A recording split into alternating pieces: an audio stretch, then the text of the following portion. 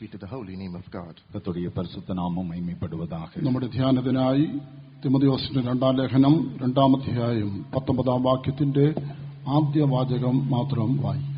Let us read from 2 Timothy chapter 2, the first portion of the 19th verse for our meditation. நம்முடைய தியானத்திற்காக 2 தீமோத்தி 2-ாம் அதிகாரம் 19-ாம் வசனத்தின் முதல் பகுதியை வாசிக்க கேட்போம்.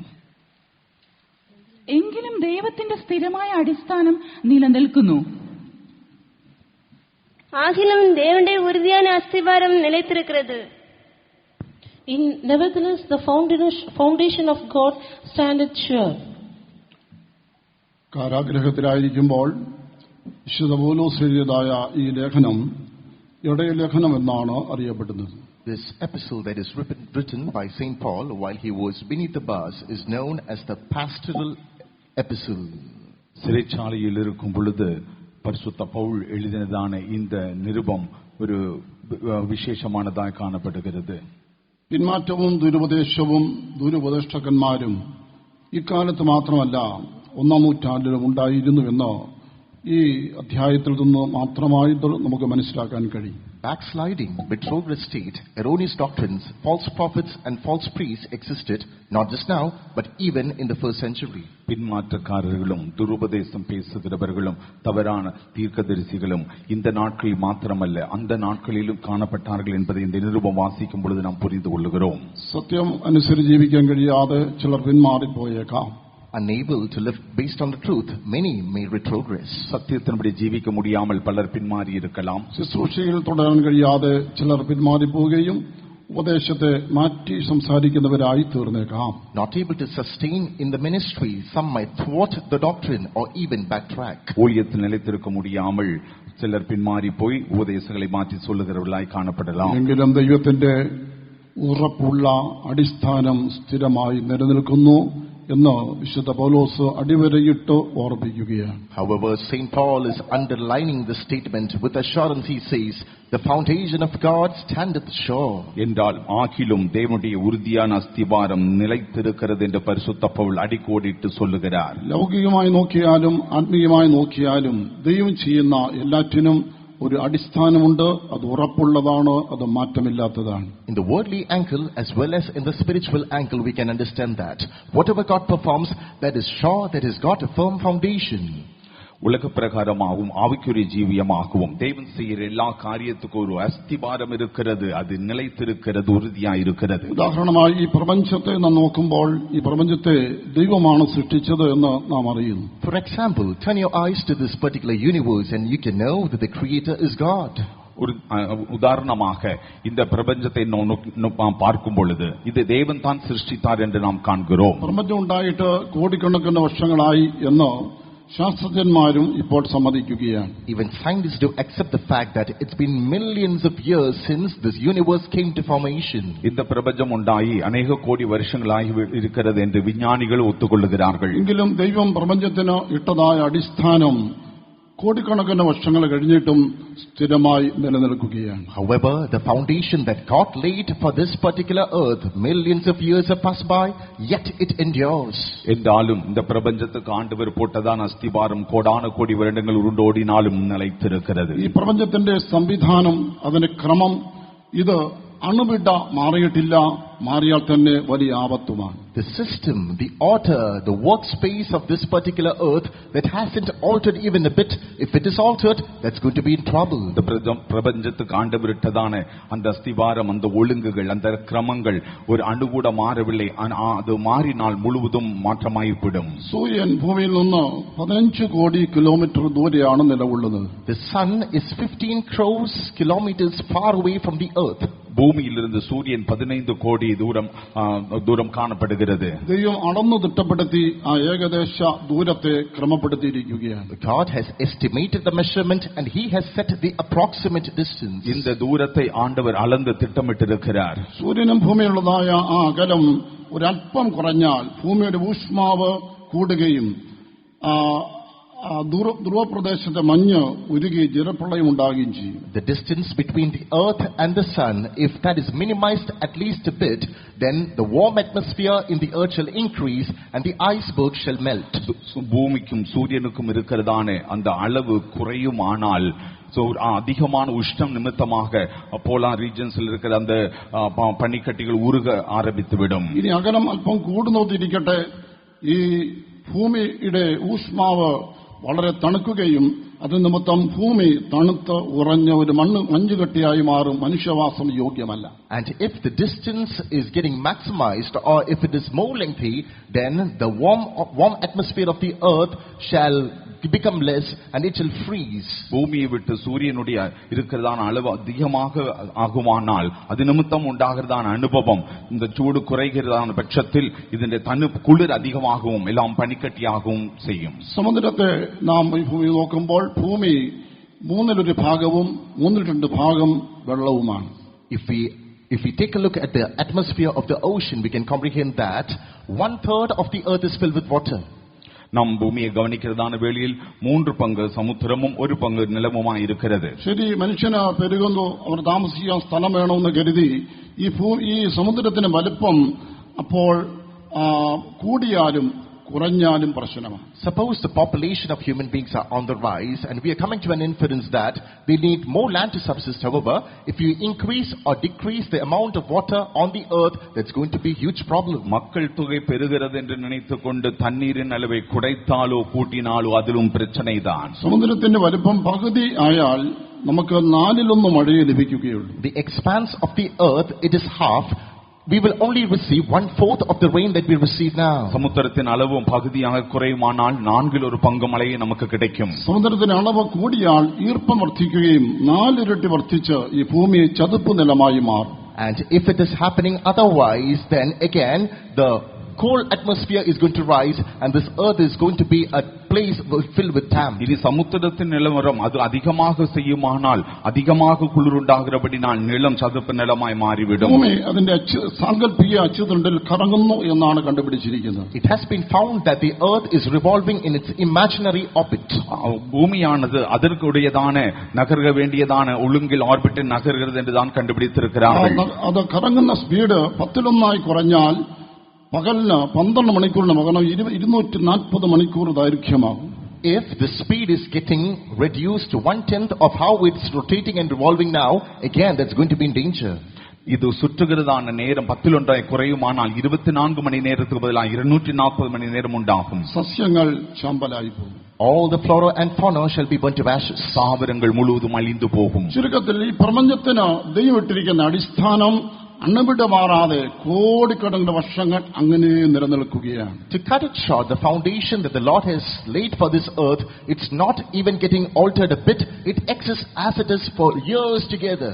சுருக்கமாய் சொல்ல வேண்டுமானால் பூமிக்கு தேவன் இட்டிருக்கிறதான அஸ்திபாரம் ஒரு துளி கூட அணுகூட மாறாமல் கோடான கோடி வருடங்கள் அது நிலைத்திருக்கிறது. ഈ അചേതന വസ്തുക്കളും പ്രപഞ്ചത്തിന്റെ ഈ സംവിധാനവും ദൈവത്തിന്റെ വാക്ക് അനുസരിച്ച് ഇന്നുവരെയും ജീവിക്കുമ്പോൾ വാക്കുമാറിയിരിക്കുന്നതും ക്രമം തെറ്റിച്ചിരിക്കുന്നതും മനുഷ്യനാണ്. When the living things, the non-living things, the order and the system of this whole solar system is existing as it is set by God, there is one being that has altered everything, that is man.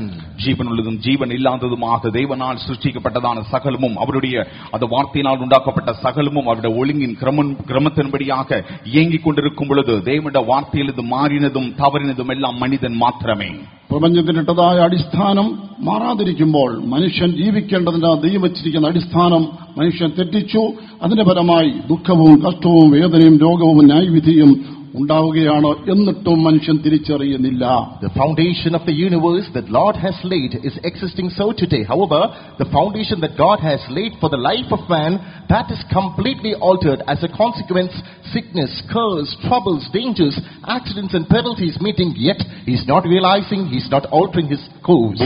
கிட்டதான அஸ்திபாரம் மாறாதிருக்கும் பொழுது மனிதனுடைய அஸ்திபாரத்தில் மனிதன் மாறி போனபடினால் அவன் துக்கங்கள் வேதனை சஞ்சலங்கள் எல்லாம் சகிக்கிறவனாய் இருக்கிறான் என்றாலும் மனம் திரும்புதல் നാളെ ഒരു സാക്ഷ്യം കേട്ടല്ലോ. അതുപോലെ നമ്മുടെ ജീവിതത്തിൽ എന്തെല്ലാം പ്രശ്നങ്ങളുണ്ട്, നാം ഏതെല്ലാം ദുരിതങ്ങൾ കഴിഞ്ഞു പോകുന്നു, അതിന്റെ കാരണം എന്താണെന്ന് ആരാഞ്ഞ് കണ്ടുപിടിക്കുവാനായി ശ്രദ്ധിച്ചിട്ടുണ്ടോ? We hearken to a testimony now, right? But however, have we examined or have we come to an inference regarding what are the basis behind the burning issues in our lives? சாட்சியை நாம் கேட்டோமே, நம்முடைய ஜீவிதத்தில் பலவிதமான துக்கங்கள், பிரச்சனைகள், பிரதிகூலங்கள் நாம் கடந்து போகும் பொழுது இதற்கு காரணம் என்ன என்று எப்பொழுது ஆகிலும் ஆராய்ந்து பார்த்திருக்கிறோமா? കർത്താവേ, ഞാൻ എവിടെയാണ് തെറ്റിപ്പോയതെന്ന് നാം ദൈവത്തോട് ചോദിച്ച് ഗ്രഹിച്ച് തിരുത്തുന്നുണ്ടോ?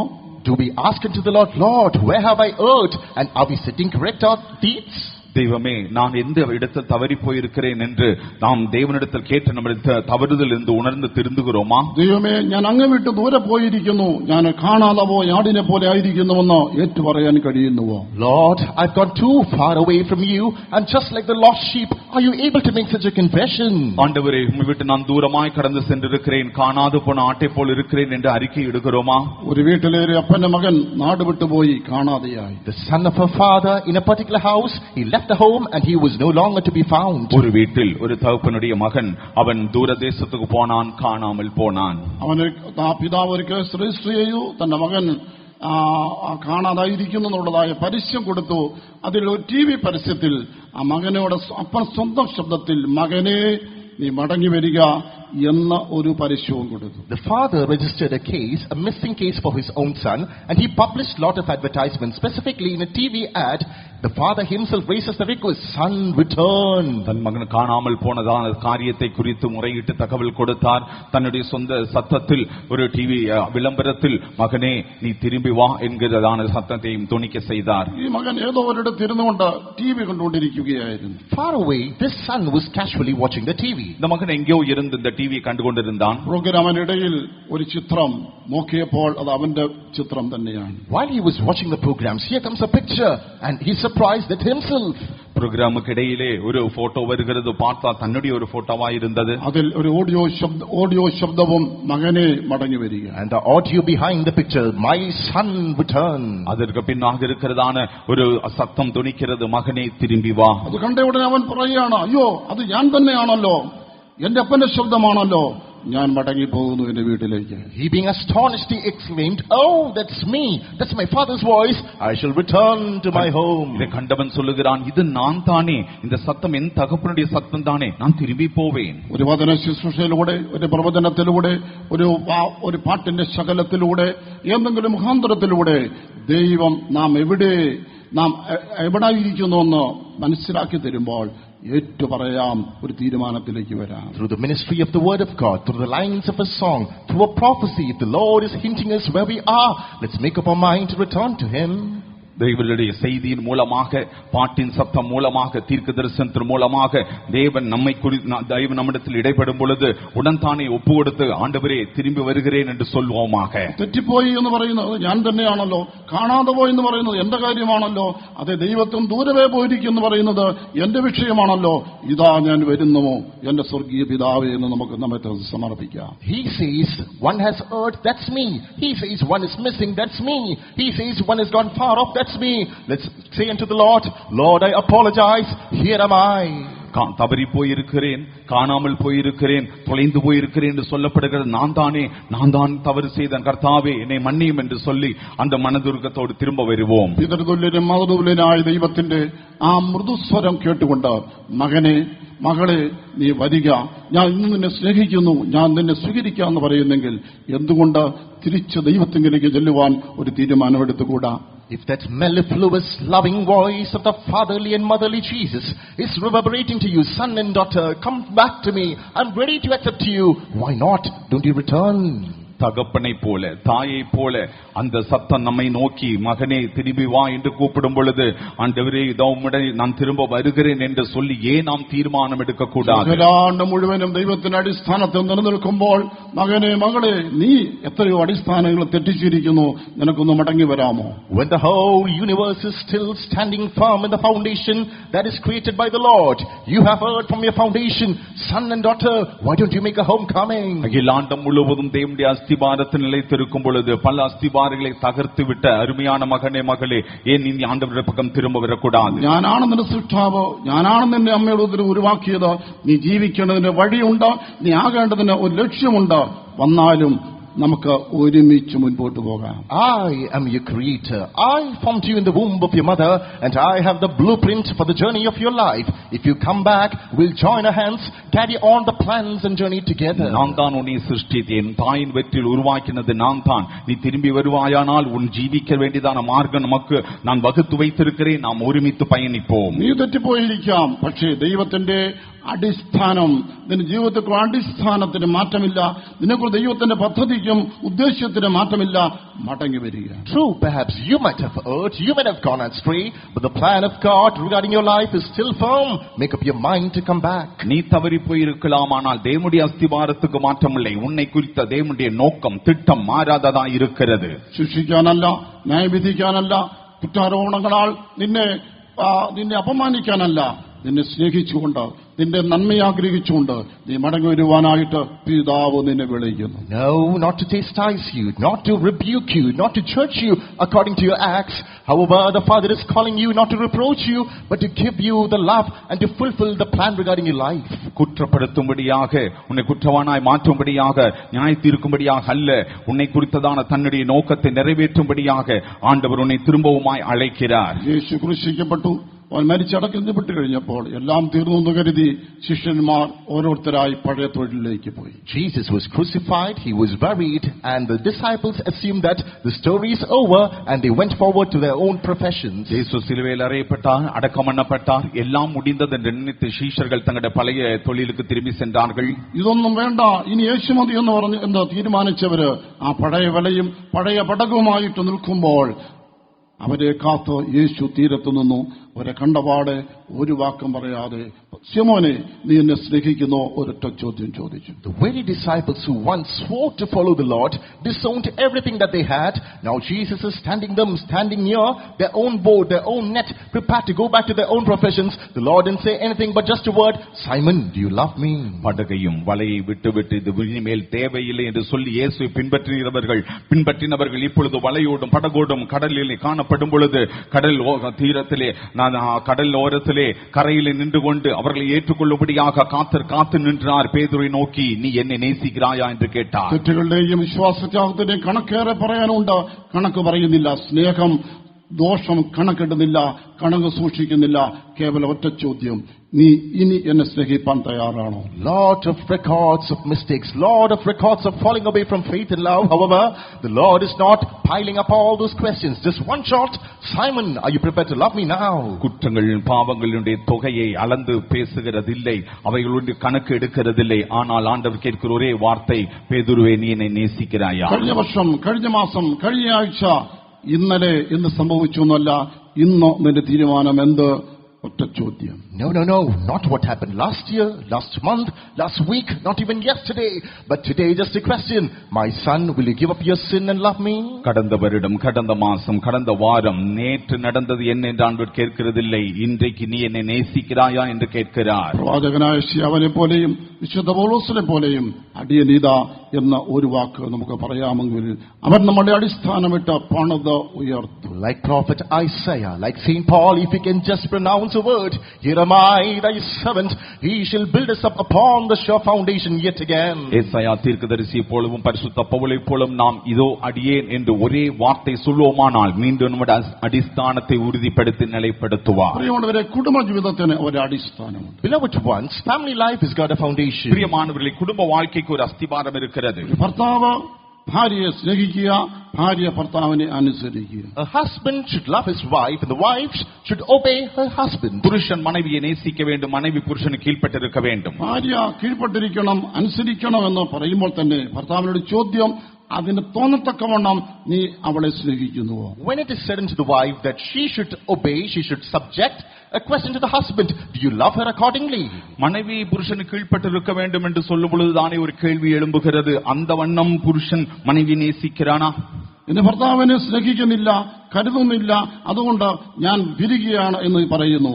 എന്റെ ഭർത്താവ് നിന്നെ സ്നേഹിക്കത്തക്കവണ്ണം നീ അവൻ കീഴ്പ്പെട്ടിരിക്കുന്നുവോ, അനുസരിക്കുന്നുവോ? You say that my husband doesn't love me, he doesn't care me, therefore I'm not obeying or subjecting. However, the question is, are you in a position of obeying and subjecting yourself to the husband, which makes him love you? புருஷன் என்னை நேசிக்கிறதில்லை என்று சொல்லுகிறதான மனைவியிடத்தில் நீ புருஷன் நேசிக்கத்தக்கதான விதத்தில் இணங்கி கீழ்ப்பட்டிருக்கிறாயா? മാതാപിതാക്കളെ കുറ്റം പറഞ്ഞ് ദൂരെ പോകുന്ന മക്കളോട് എന്നെ അപ്പനും അമ്മയെ സ്നേഹിക്കുന്നില്ല എന്ന് പറയുന്നെങ്കിൽ നീ അവരെ അനുസരിച്ച് കീഴടങ്ങിയിരിക്കുന്നുണ്ടോ? To the parents who blame, to the children who blame their parents and go to a faraway place, the question comes, do you love and obey your parents?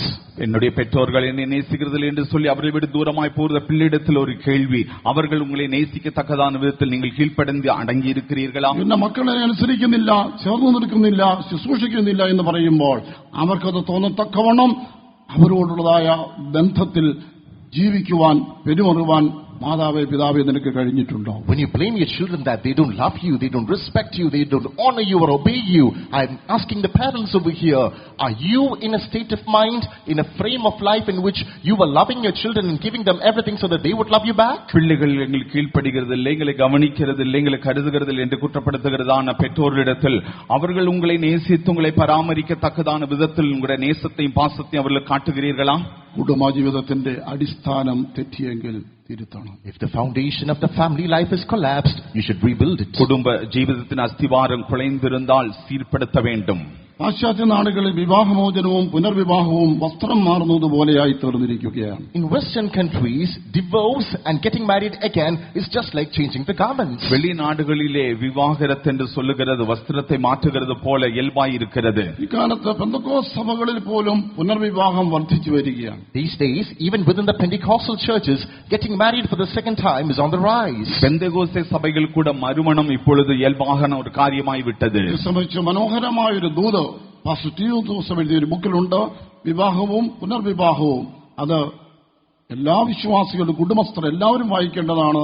വിവാഹം കഴിക്കുന്നവർക്ക് ഒരു ഗിഫ്റ്റായിട്ട് വാങ്ങിക്കൊടുക്കേണ്ടതാണ്. Regarding this topic, there is a book written by late Pastor T.U. Thomas regarding marriage, divorce and getting married again. I would suggest that all the married ones over here should get a copy of this and read. And moreover, you can also offer it as a gift unto those who are newly getting married. இதை குறித்து pastor D அவர்கள் எழுதினதான் ஒரு புத்தகம் இருக்கிறது. விவாகரத்தும் மறுமணமும் என்கிறதான காரியம் இதை எல்லாரும் வாசித்திருக்க வேண்டும். விசேஷமாக திருமணம் ஆகிறவர்களுக்கு இது ஒரு கிஃப்டாக அவர்கள் கொடுப்பது நல்லமாயிருக்கும். വീണ്ടും സൃഷ്ടികളെ നാം ശ്രദ്ധിക്കുകയാണെങ്കിൽ, again turn your eyes to the creation. മറുപടിയും സൃഷ്ടിപ്പെ നാം ഗവനിത്താൽ, ഇണ ചത്തുപോയാൽ പിന്നീട് ആയുഷ്കാലം മുഴുവനും സിംഗിളായി ജീവിക്കുന്ന പക്ഷികളുമുണ്ട്, മൃഗങ്ങളുമുണ്ട്. There are birds as well as bees. Once the mate has been dead, they live a single life. தன்னுடைய இணை அது மரித்து செத்து போവുமானால் ஆயுட்காலம் எல்லாம் தனியே ஜீவிக்கிறதான பறவைகள் இருக்கிறது, மிருகங்களும் இருக்கிறது. ചിലതരം വേഴാമ്പൽ, കഴുകന്മാർ, അരയന്നം, some sort of eagles and some other fowls and bees. வேளாம்பல், கழுகு இது போல சில பறவைகள். മൃഗങ്ങളില് ചില ഇനം കുരങ്ങുകൾ, ചില ഇനം ചെന്നായി വരെയുണ്ട്. In bees, some type of monkeys and even foxes. சில மிருகங்களில் சில வகை குரங்குகளும் ചെന്നാய்களும் കാണപ്പെടുகிறது. എന്നാൽ ഇന്ന് പങ്കാളി മരിച്ച ശേഷമല്ല, ജീവിച്ചിരിക്കുമ്പോൾ തന്നെ മറ്റൊരു വിവാഹം കഴിക്കണം എന്ന നിലയിലേക്ക് ജനങ്ങൾ അധപതിച്ചിരിക്കുന്നു. But today the people have fallen to such a plight that not with the death of their spouse, however, even while their partner are alive, they are getting married to another person. ஆனால் மனுஷரை பொறுத்தமட்டில் தன்னுடைய இணை, தன்னுடைய துணை மரித்த பிற்பாடு அல்ல, ஜீவித்திருக்கும் பொழுதே வேறொருவரை விவாகம் செய்ய வேண்டும் என்கிற அளவுக்கு சீர்குலைந்திருக்கிறது. ഒരു വിശ്വാസി എന്ന നിലയിൽ ഇതിലുള്ളതായ നിന്റെ കാഴ്ചപ്പാട് എങ്ങനെയാണ്? Being a believer, what's your perspective on this matter? விசுவாசி என்கிற நிலையில் உன்னுடைய தரிசனம் இதை குறித்து எப்படி இருக்கிறது? കുടുംബജീവിതത്തിന് ദൈവം വെച്ചിരിക്കുന്ന അടിസ്ഥാനം എന്ത് എന്ന് മത്തായി വിശേഷം 19-ാം അധ്യായം 3 മുതൽ 9 വാക്യങ്ങളിൽ യേശു വ്യക്തമാക്കിയിട്ടുണ്ട്. In Matthew's Gospel, chapter 19, verses 3 to 9, we come across the foundation that Christ has laid for a married life. ஒரு குடும்ப ஜீவிதத்துக்கு எப்படி அஸ்திவாரம் காணப்பட வேண்டும் என்கிறதான காரியத்தை குறித்து ஆண்டவராய் இயேசு கிறிஸ்து மத்தேயு சுவிசேஷம் 19-ாம் அதிகாரம் 3 முதல் 9 வசனங்களில் தெளிவாக எடுத்துரைக்கிறார். കൂടാതെ റോമാലേഖനം 7-ാം അധ്യായം 2-3 വാക്യങ്ങൾ. Moreover, in Romans chapter 7, verses 2 and 3 as well. ரோமர்கள் 7-ாம் அதிகாரம் 2-3 வசனங்களிலும் நாம் இதை காணலாம். 1 കൊരിന്ത്യർ 7-ാം അധ്യായം 10-ാമത്തെ വാക്യം. In 1 Corinthians chapter 7, the 10th verse 2. 1 കൊരിന്ത്യർ 7-ാം അധികാരം 10-ാം വചനം. വിവാഹിതർ പ്രത്യേകിച്ച്, വിവാഹം കഴിക്കുന്നവർക്ക് പ്രത്യേകിച്ച് ഈ വചനങ്ങളെല്ലാം എഴുതി വെക്കണം. The married, the unmarried, categorize these verses and jot it down. விவாகம் செய்தவர்கள், விவாகம் செய்ய போகிறவர்கள் எல்லாரும் இந்த வசனத்தை குறித்து எழுதி வையுங்கள்.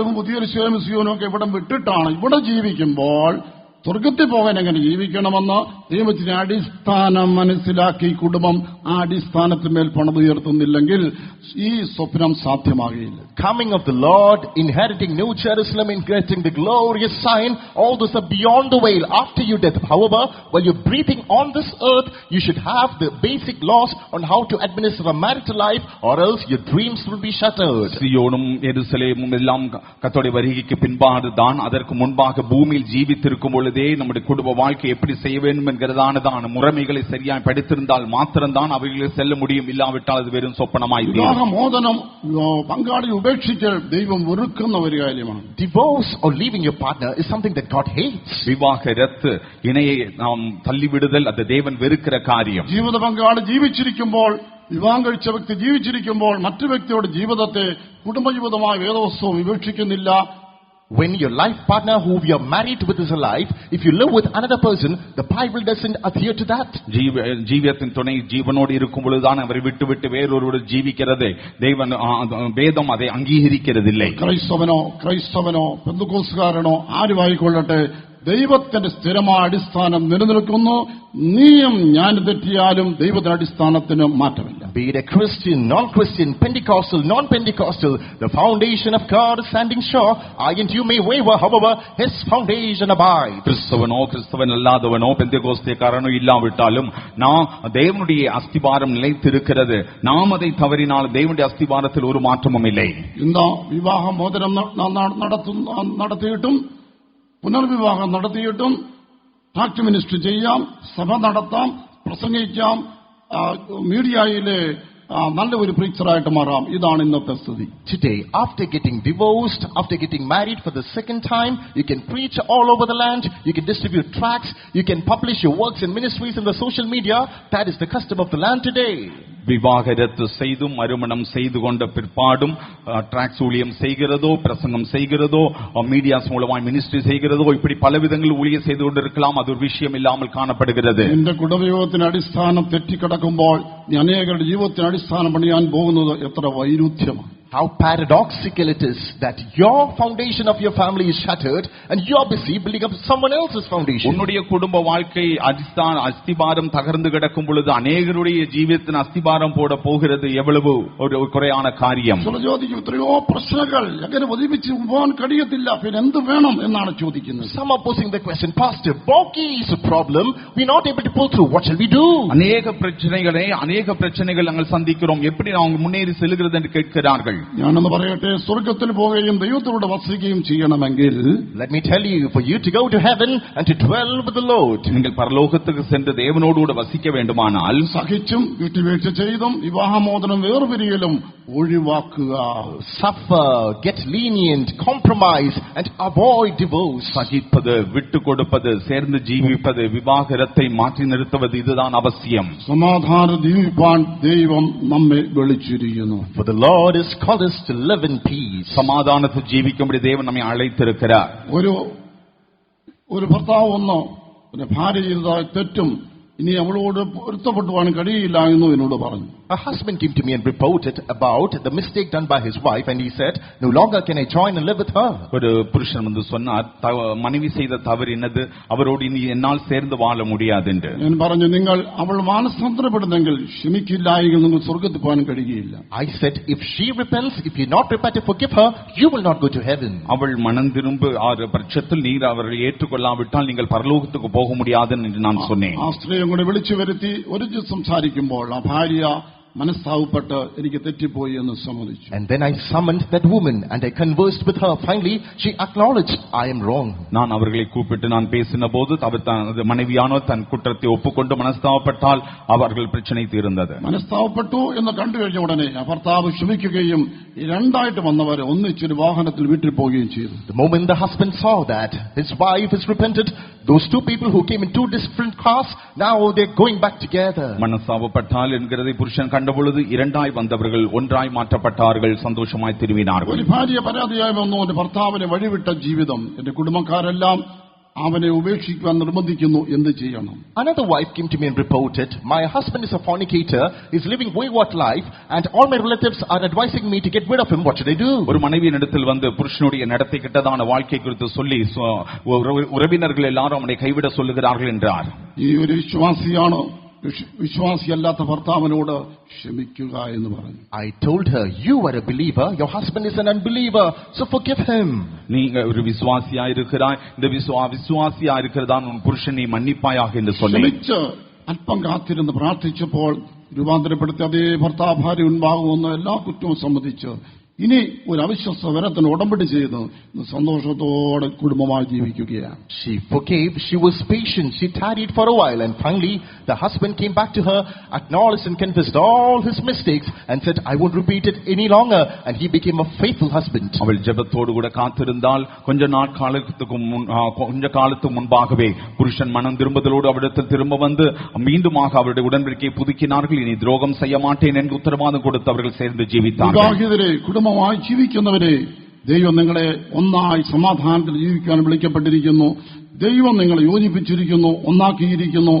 ദൈവത്തിന്റെ അടിസ്ഥാനം തെറ്റിച്ച് സ്വർഗത്തിൽ പോകാവതല്ല. Married ones, those who are doing a family life, God has joined you together in His foundation. If you collapse His foundation, you cannot go to heaven. குடும்பமாய் ஜீவிக்கும்படி அழைக்கப்பட்டவர்கள் தேவன் உங்களை ஒன்றாக்கி இருக்கிறார். உங்களுடைய அஸ்திபாரத்தை நீங்கள் தகர்த்து தேவனுடைய ராஜ்யத்துக்கு செல்ல முடியாது. വിവാഹമോചനത്തിനും പുനർവിവാഹത്തിനും ഒരുപാട് ന്യായങ്ങൾ പറയാം. പക്ഷേ എത്ര ന്യായം കോടിക്കണക്കിന് ആളുകൾ പറഞ്ഞാലും ശരി, ദൈവത്തിന്റെ സ്ഥിരമായ അടിസ്ഥാനം നിലനിൽക്കുന്നു. Supporting divorce and getting remarried, lot of arguments and lot of supporting points many may rise. However, even though they raise all these points, if you don't live your life based on the law of God, your foundation shall be shattered. விவாகரத்துக்கும் மறுமணத்துக்குமான அநேக ஆயிரம் காரணங்களை சொல்லலாம். ஆனால் தேவனுடைய உறுதியான அஸ்திபாரம் நிலைத்திருக்கிறது.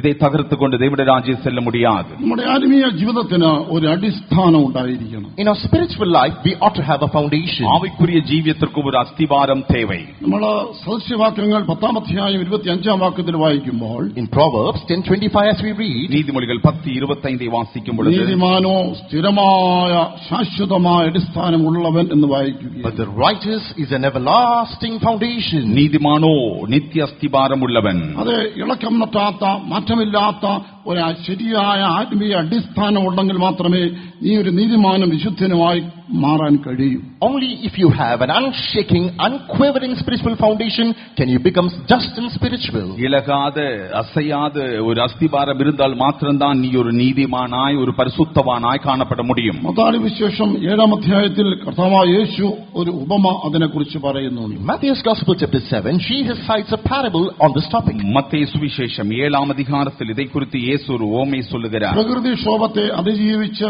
നിലനിൽക്കുന്ന ഒരു വീട് പണിയാൻ ഒരു മനുഷ്യൻ തീരുമാനിച്ചപ്പോൾ, when a man made up his mind to transcend the natural disaster, God minded to build his house. இயற்கை சீற்றத்தை தாண்டி நிலைநிறுத்தக்கூடியதான ஒரு வீட்டை கட்ட ஒரு மனிதன் தீர்மானித்த போது, അവൻ ഭൂമി കുഴിച്ച് ചെന്ന് ആഴ കുടിച്ചു ചെന്ന് പാറ കണ്ടെത്തി അത് അടിസ്ഥാനപ്പെട്ട് വീണപ്പെടുന്നു. He drilled again, kept on drilling all the way to the deep until he found a rock, and he built this foundation upon that rock. அவன் வீடு கட்டும்படியாக பூமியின் அடியாழத்தை தோண்டி எடுத்து ஒரு கண்மலையை கண்டான். அதன் மேலே தன் வீட்டை கட்டினான். യേശു പറഞ്ഞത് അക്ഷരികമായ വീടിനെ കുറിച്ച് മാത്രമല്ല, മനുഷ്യന്റെ ആത്മീയ ജീവിതത്തിന്റെ വീട് പണിയെ കുറിച്ചാണ്. Jesus didn't mention about the literal side of this. However, he also indicated the spiritual life of man. எழுத்தின்படியான ஒரு வீட்டை குறித்து மாத்திரமே இயேசு சொல்லவில்லை, ஆவிக்குரிய ஜீவித்தை குறித்தும் சொல்லி இருக்கிறார். ഇന്ന് പലരും ക്രിസ്തുവിനെ കുറിച്ചുള്ള ശരിയായ വെളിപ്പാടാകുന്ന അടിസ്ഥാനമില്ലാതെ ആത്മീയ ജീവിതത്തിലേക്ക് എടുത്തു ചാടുകയാണ്. Today, many people don't have the proper revelation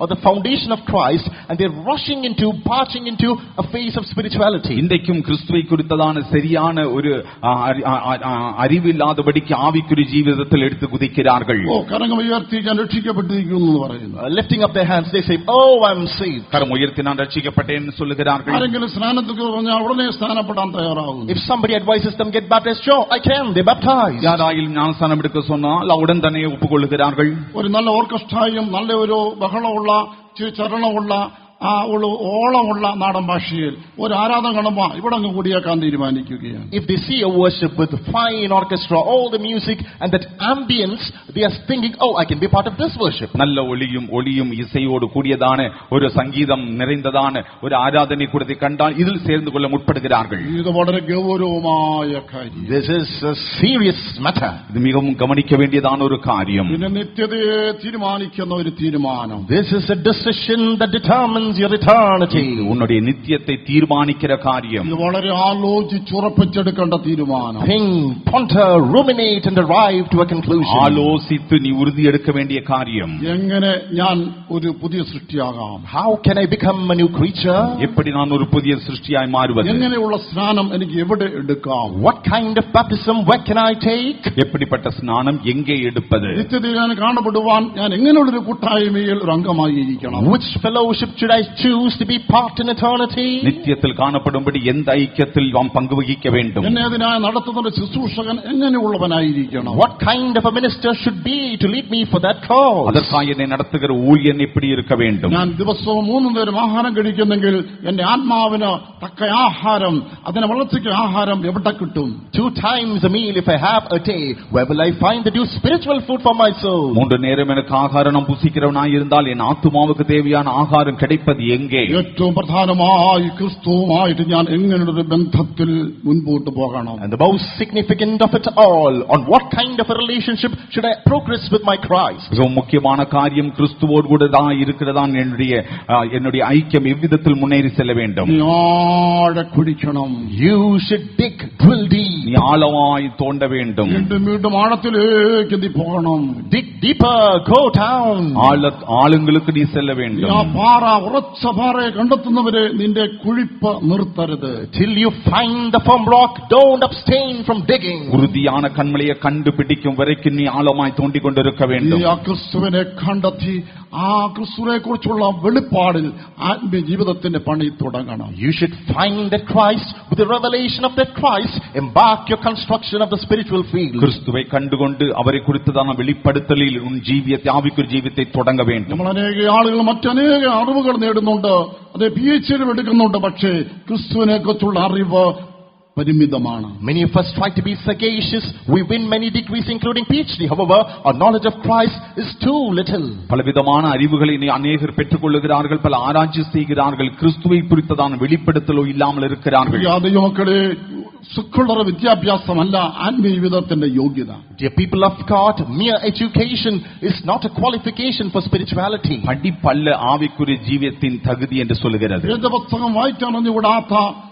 സാധുക്കളായ അമ്മമാരെ കണ്ടിട്ടുണ്ട്, പക്ഷേ ക്രിസ്തുവിന്റെ അടിസ്ഥാനത്തിന്റെ ഉറപ്പ് അപാരമാണ്. I've seen poor mothers who are not able to go through the letters in the Word of God. However, the knowledge about Christ, oh, that's beyond words. வேதத்தை வாசிக்க தெரியாத ஏழை தாய்மார்கள் எத்தனையோ பேரை கண்டிருக்கிறேன். ஆனால் அவர்களுடைய அடிஸ்தானம் கிறிஸ்துவின் மேல் மிக உறுதியாயிருக்கிறது. ചോദ്യം, ക്രിസ്തുവിനെ കുറിച്ചുള്ള വെളിപ്പാട് എന്ന അടിസ്ഥാനത്തിൽ നിന്റെ ആത്മീയ ജീവിതം നീ തുടങ്ങിയിരിക്കുന്നോ, ഇല്ലെങ്കിൽ പിടിക്കുക, ശരിയായ അടിസ്ഥാനത്തിന്മേൽ പണി പുനരാരംഭിക്കുക. A question, have you begun your construction based on Christ, who is the revelation, the firm foundation?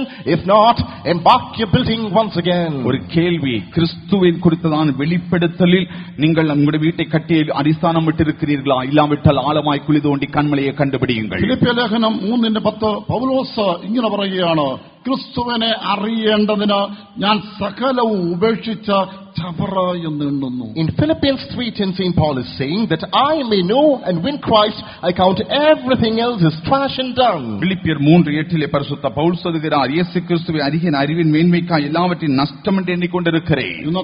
ഇന്നത്തെ ദൈവജനം അവനെ വിഡ്ഢി എന്ന് വിളിക്കും. Today's worldly people call him a fool. இன்னைக்கு உலக ஜனங்கள் அவரை புத்தியன் என்று சொல்வார்கள். ക്രിസ്തുവിനെ അറിയുന്നതിന് എല്ലാം വിടണമെന്നോ? അതിന്റെ ആവശ്യം എന്താണ്? To know Christ, should we leave it all? No use of it. கிறிஸ்துவை அறிய எல்லாம் விட வேண்டுமா? അതിന്റെ അവශ්യം என்ன? എനിക്കുള്ളതെല്ലാം വെച്ചുകൊണ്ട് ഞാൻ വേദപുസ്തകം പ്രധാനാവർത്തി വായിച്ചു കഴിയുമ്പോൾ, ഞാൻ 10 പ്രസംഗം കേട്ട് കഴിയുമ്പോൾ, ഞാൻ 5 കൺവെൻഷൻ കൂടി കഴിയുമ്പോൾ എനിക്ക് ക്രിസ്തുവിനെ കുറിച്ച് അറിവ് കിട്ടുമല്ലോ. Holding everything that I have, if I go through the Word of God 10 times, listen to 10 messages, attend 10 conventions, I have a proper knowledge about Christ. எல்லாவற்றையும் வைத்துக்கொண்டு நான் 10 முறை வேதத்தை வாசித்து 10 பிரசங்கங்கள் கேட்டு 5 கன்வென்ஷன் போனால் கிறிஸ்துவை குறித்த அறிவை நாம் பெற்றுக்கொள்ளலாமே.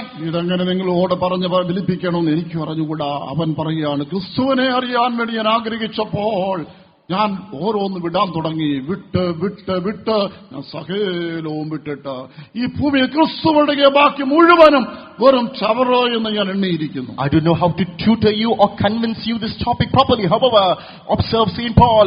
When he had the knowledge about Christ, he started to leave everything one by one, gradually. Finally, he's arriving at a point in which only Christ remains.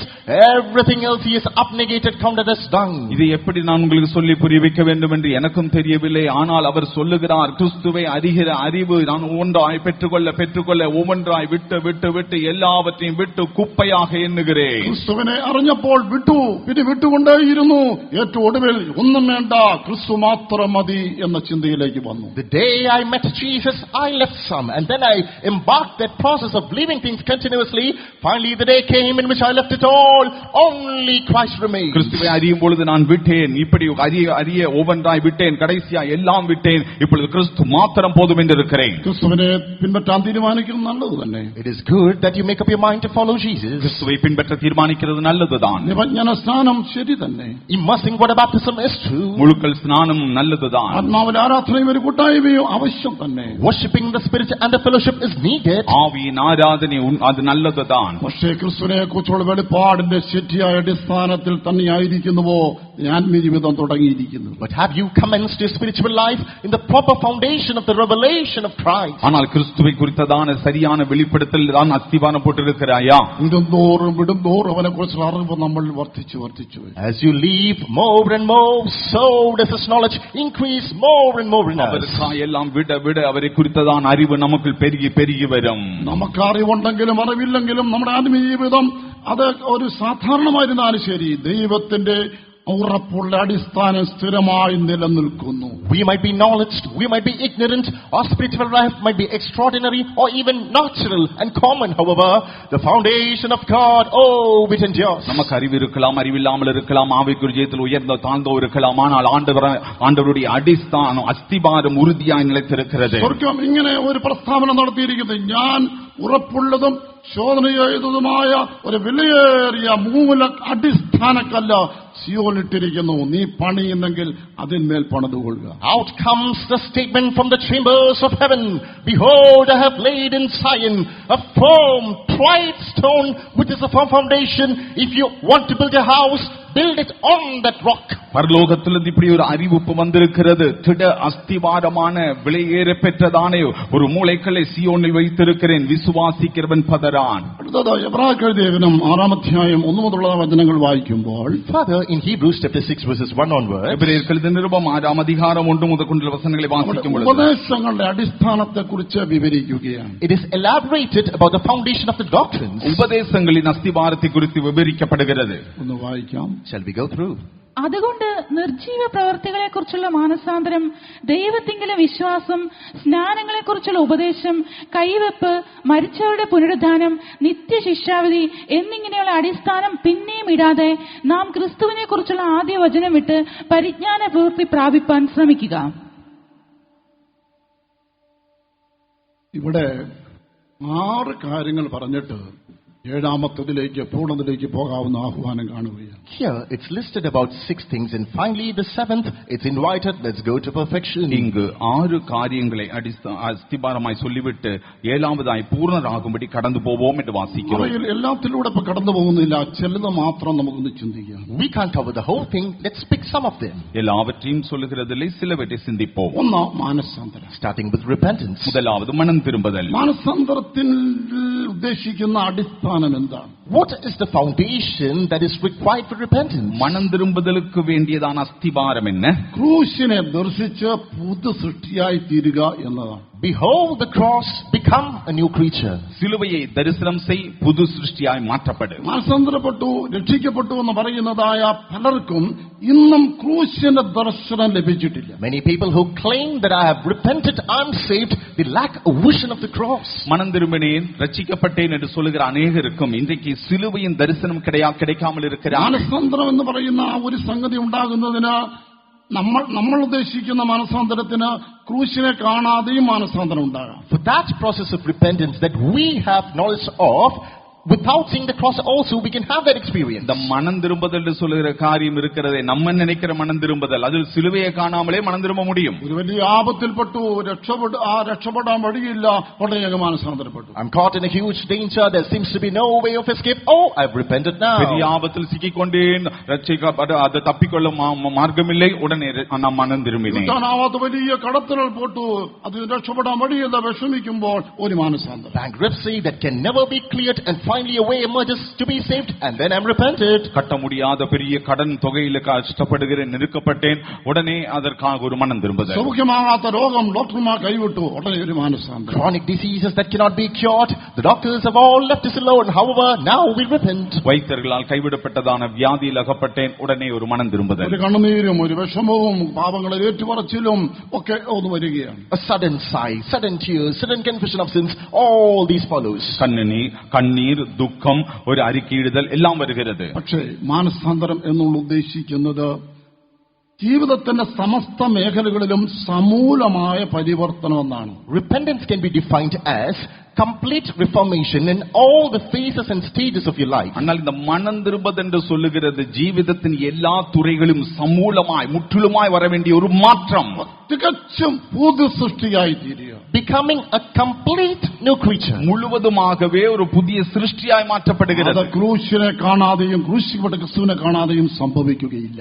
Without seeing the cross, without seeing Christ on the cross, that will never happen. அதை சிலுவையை பார்க்காமல், சிலுவையில் இருக்கிற கிறிஸ்துவை பார்க்காமல் அது നടക്കാതെ. ക്രിസ്തുവിനെ കാണാതെ ക്രൂശിനെ കാണാതെ വരുന്ന കാര്യങ്ങളെല്ലാം ഈ വരുന്നതായ ഒരു ചില റിപ്പയർമെന്റ് മാത്രമേ ഉള്ളൂ, അതൊരിക്കലും പുതുതാക്കപ്പെടുന്നില്ല. All those things that you do without seeing Christ, without seeing the cross, that are just adjustable things meant for part-time repairing. However, it's not forming something new. சிலுவையை காணாமல், சிலுவையில் இருக்கிற கிறிஸ்துவை காணாமல் உண்டாகிற மாற்றங்கள் எல்லாம் ജീവിതത്തിൽ വരെ ചില തിരുത്തൽകൾ தான், ஆனால் அது மனம் திரும்புதல் இல்லை. വസ്ത്രധാരണത്തിൽ ഒരു മാറ്റം വന്നു, ഒരു മാറ്റം വന്നു, change in the attire, change in your hairstyle. ഉടയിൽ തലമുടി സീവുതൽ എല്ലാവற்றிലും മാറ്റം വന്നത്. അങ്ങനെ എല്ലാ കാര്യങ്ങളൊക്കെ ഒരു ചെറിയ മാറ്റങ്ങൾ, അതല്ല മാനസാന്തരം. Small changes here and there, no, that's not repentance. ചെറിയ തിരുത്തങ്ങൾ ഉണ്ടായിരിക്കുന്നത്, അത് അല്ല മനം തിരുമ്പുതൽ. മാനസാന്തരപ്പെട്ടവരെ മുമ്പറിയുന്നവരെ കണ്ടു കഴിഞ്ഞാൽ നീ ഏതാണെന്ന് ചോദിച്ചു പോകത്തക്കവണ്ണം ഒരു പുതിയ സൃഷ്ടിയായി തീരുക. The one who is repented, the people who know him formally, when he identifies him, they are shooting the question, oh, you have changed, who are you? That sort of transformation. மனம் திரும்பின ஒரு ஆளை முன்பே உள்ளவர் கண்டவர்கள் திரும்ப காணும் பொழுது நீ யார் என்று கேட்கிற விதத்தில் முற்றிலுமாய் ஒரு மாற்றம் ഉണ്ടായിരിക്കും. മാത്രമല്ല ഈ ക്രൂശിന്റെ ദർശനം ഒരിക്കലും മങ്ങിപ്പോകാതെ എന്നും പുത്തും പുതുതായി മുൻപിൽ കാണുക. For all these changes, the vision of the cross should never be erased. Keep it before you as fresh and new always. அது மாத்திரமல்ல, இந்த சிலுவையின் தரிசனம் ஒரு நாளும் மங்கி போகாமல் எப்பொழுதும் புதிதாய் காண்கிறது போல கண்முன்பாய் கண்டு கொண்டிருப்பது. വിശ്വാസികളോട് ചോദിക്കട്ടെ, ആദ്യം തിരുവത്താഴത്തിൽ പങ്കെടുത്ത ആ തിരുവത്താഴം വാഴ്ത്തുന്നതായ ശുശ്രൂഷകൻ നിങ്ങൾക്ക് വേണ്ടി തകർക്കപ്പെട്ടതിന്റെ ശരീരം, നിങ്ങൾക്ക് വേണ്ടി ചൊരിയുന്ന രക്തമെന്ന് പറഞ്ഞപ്പോൾ കണ്ണ് നിറഞ്ഞു, ഹൃദയം തകർന്നു, ഓ ദൈവസ്നേഹത്താൽ നിറഞ്ഞു, അത് ഭക്ഷിച്ചു. Let me ask the believers over here, the first time you were going through the process of Holy Communion, with the minister who was administering it, he took the bread, he took the wine, and he said, this is the body of Christ that was shattered for you, this is the blood of Christ that was poured for you. Your heart shattered, you were all together sorrowful. தேவ ஜனங்களிடத்தில் கேட்கிறேன், நீங்கள் முதலாவது கர்த்தருடைய பந்தியில் பங்கு பெறும் பொழுது அதை கொடுக்கிறதான ஊழியக்காரர் அந்த அப்பத்தை எடுத்து ஸ்தோத்திரம் பண்ணி, இது உங்களுக்காக தகர்க்கப்பட்ட ஆண்டவருடைய சரீரம் என்று சொன்ன பொழுது உங்களுடைய ஹிருதயம் உடைக்கப்பட்டு கண்களில் கண்ணீர் தார ஒழுகினவர்களா நீங்கள் அதை ஏற்றுக்கொண்டீர்கள். കാലങ്ങൾ കഴിഞ്ഞപ്പോൾ അതേ ഭക്തിയോടെ അതേ കാഴ്ചപ്പാടോടുകൂടെ തിരുവത്താഴം സ്വീകരിക്കാൻ കഴിയുന്നുണ്ടോ? Seasons have rolled by. Now, with the same perspective, with the same confidence, are you able to take part in the Holy Communion? நாட்கள் கடந்த பொழுது அதே நிலவரத்தில் அதே இருந்த இருதயம் உடைந்தவர்களாய் அதே பக்தியோடு கூட நீங்கள் அதில் பங்கு சேர முடிகிறதா? ദൈവസന്നിധിയിൽ പറയട്ടെ, ഈ അപ്പം വാഴ്ത്താൻ എടുക്കുമ്പോൾ എന്റെ കണ്ണ് നിറയാതെ ഇന്ന് വരെ ആ ശുശ്രൂഷ ചെയ്തിട്ടില്ല. Let me confess in the presence of God. Any moment I pick this bread to make it hallowed, I haven't done this ministry without tears running down my cheeks. நான் தேவ சமூகத்தில் சொல்லுகிறேன், இப்பொழுதும் அந்த கர்த்தருடைய பந்தியை நடத்தும் பொழுது அப்பம் கையில் எடுக்கும் பொழுது என்ற கண்கள் நிறையாமல் நான் அதை செய்ததில்லை. അപ്പോൾ മാത്രമല്ല ഓരോ പ്രാവശ്യം ആരാധനയ്ക്കായി ദൈവസ്ഥലേക്ക് വരുമ്പോൾ നമ്മുടെ മുൻപിൽ ആ ക്രൂശിന്റെ ദർശനം ഓരോ പ്രാവശ്യവും ഉണ്ടാകണം. Not just on that occasion, every time we come for worship in the presence of God, we should always have that vision of cross right before our eyes. அந்த ஆராதனைக்கு மாத்திரமல்ல, எப்பொழுதெல்லாம் தேவ சமூகத்தில் வருகிறோமோ அப்பொழுதெல்லாம் சிலுவையின் தரிசனம் நம்முடைய கண் முன்பாய் காணப்பட வேண்டும். അനുതാപത്തിന്റെ ഹൃദയം പകരുന്നതിനാൽ കണ്ണുനീര് വരാത്ത ആരാധന ഒരു ആരാധനയല്ല. A worship where heart is not broken through repentance and tears are in flooding the place, that is not a worship. இருதயம் உடையாமல் கண்களிலே கண்ணீர் வராமல் ஆராதிக்கிற ஆராதனை அல்ல. ദൈവത്തിന്റെ മാറാത്ത അടിസ്ഥാനം എത്ര പേരുടെ ഹൃദയത്തിൽ നിന്നും ശേഷിക്കുന്നു? In how many hearts do the unchanging foundation of God abide even today? தேவனுடைய உறுதியான அஸ்திவாரம் எத்தனை பேருடைய இருதயத்தில் நிலைத்திருக்கிறது? നമുക്ക് ദൈവസന്നിധിയിൽ പറയാൻ, കർത്താവേ എന്റെ ഹൃദയം കഠിനപ്പെട്ടു പോയിരിക്കുന്നു. Let's confess in the presence of God, Lord, my heart is hardened. நாம் தேவ சமூகத்தில் சொல்வோம், கர்த்தாவே என் இருதயம் கடினமாயிருக்கிறது. ഈ ആരാധനയും കർത്തൃമേശയും എല്ലാം ഒരു പതിവ് ചടങ്ങ് പോലെ പോയി എന്ന് ഞാൻ തുറന്ന് സമ്മതിക്കുന്നു. I openly accept my holy communion, my worship are all now rituals now. நான் கர்த்தருடைய பந்தி ஆராதனை எல்லாம் ஒரு சடங்கு சம்பிரதாயம் போல என் ജീവിതത്തിൽ ആയിവിട്ടது. എന്റെ ഹൃദയത്തെ ഒന്ന് തകർക്കണമേ, എന്നെ ഒന്ന് പുതുക്കണമേ, എന്റെ കണ്ണൊന്ന് നിറയ്ക്കണമേ, കാലവരി സ്നേഹത്താൽ എന്റെ ഹൃദയത്തെ നിറയ്ക്കണമേ. Break my heart, Master, shatter my mind, fill my eyes flooding with tears and give me the vision of Calvary. கர்த்தாவே என் இருதயத்தை உடைக்க வேண்டும் ஆண்டவரே, என் கண்கள் கண்ணீர் நான் நிரப்பத்தக்கதாய் அந்த கல்வாரி தரிசனத்தை எனக்கு വീണ്ടും താരും என்று நாம் கேட்போம். എപ്പോഴെല്ലാം ആരാധനയ്ക്കാതെ രൂപേ മുട്ടുമുടങ്ങാൻ മുടക്കുന്നപ്പോഴെല്ലാം എന്റെ രക്ഷകൻ ക്രൂശിൽ തൂങ്ങിക്കിടക്കുന്നത് കാണുവാൻ എന്റെ കണ്ണു തുറക്കണമേ, ഞാൻ കുരുടനാണ്. Open my eyes so that I may see. Every time I kneel in the presence of God for worship, my Savior hanging on the cross, for I am blind, Lord. எப்பொழுதெல்லாம் நான் ஆராதனைக்காய் முழங்கால் முடக்குகிறேனோ அப்பொழுதெல்லாம் சிலுவையில் அறையப்பட்டதான கர்த்தரை காணும்படியாக என் கண்களை திறவும் நான் குருடனாயிருக்கிறேன். സന്ദർഭപ്പെട്ടു എന്ന് പറഞ്ഞ് അന്ന് നാം പുതിയ സൃഷ്ടിയായിരുന്നു, ഇപ്പോൾ ചില പഴയ സൃഷ്ടിയായി പോയിരിക്കുന്നു. The day in which we said we have been repented, we were new creatures, but now we are old again.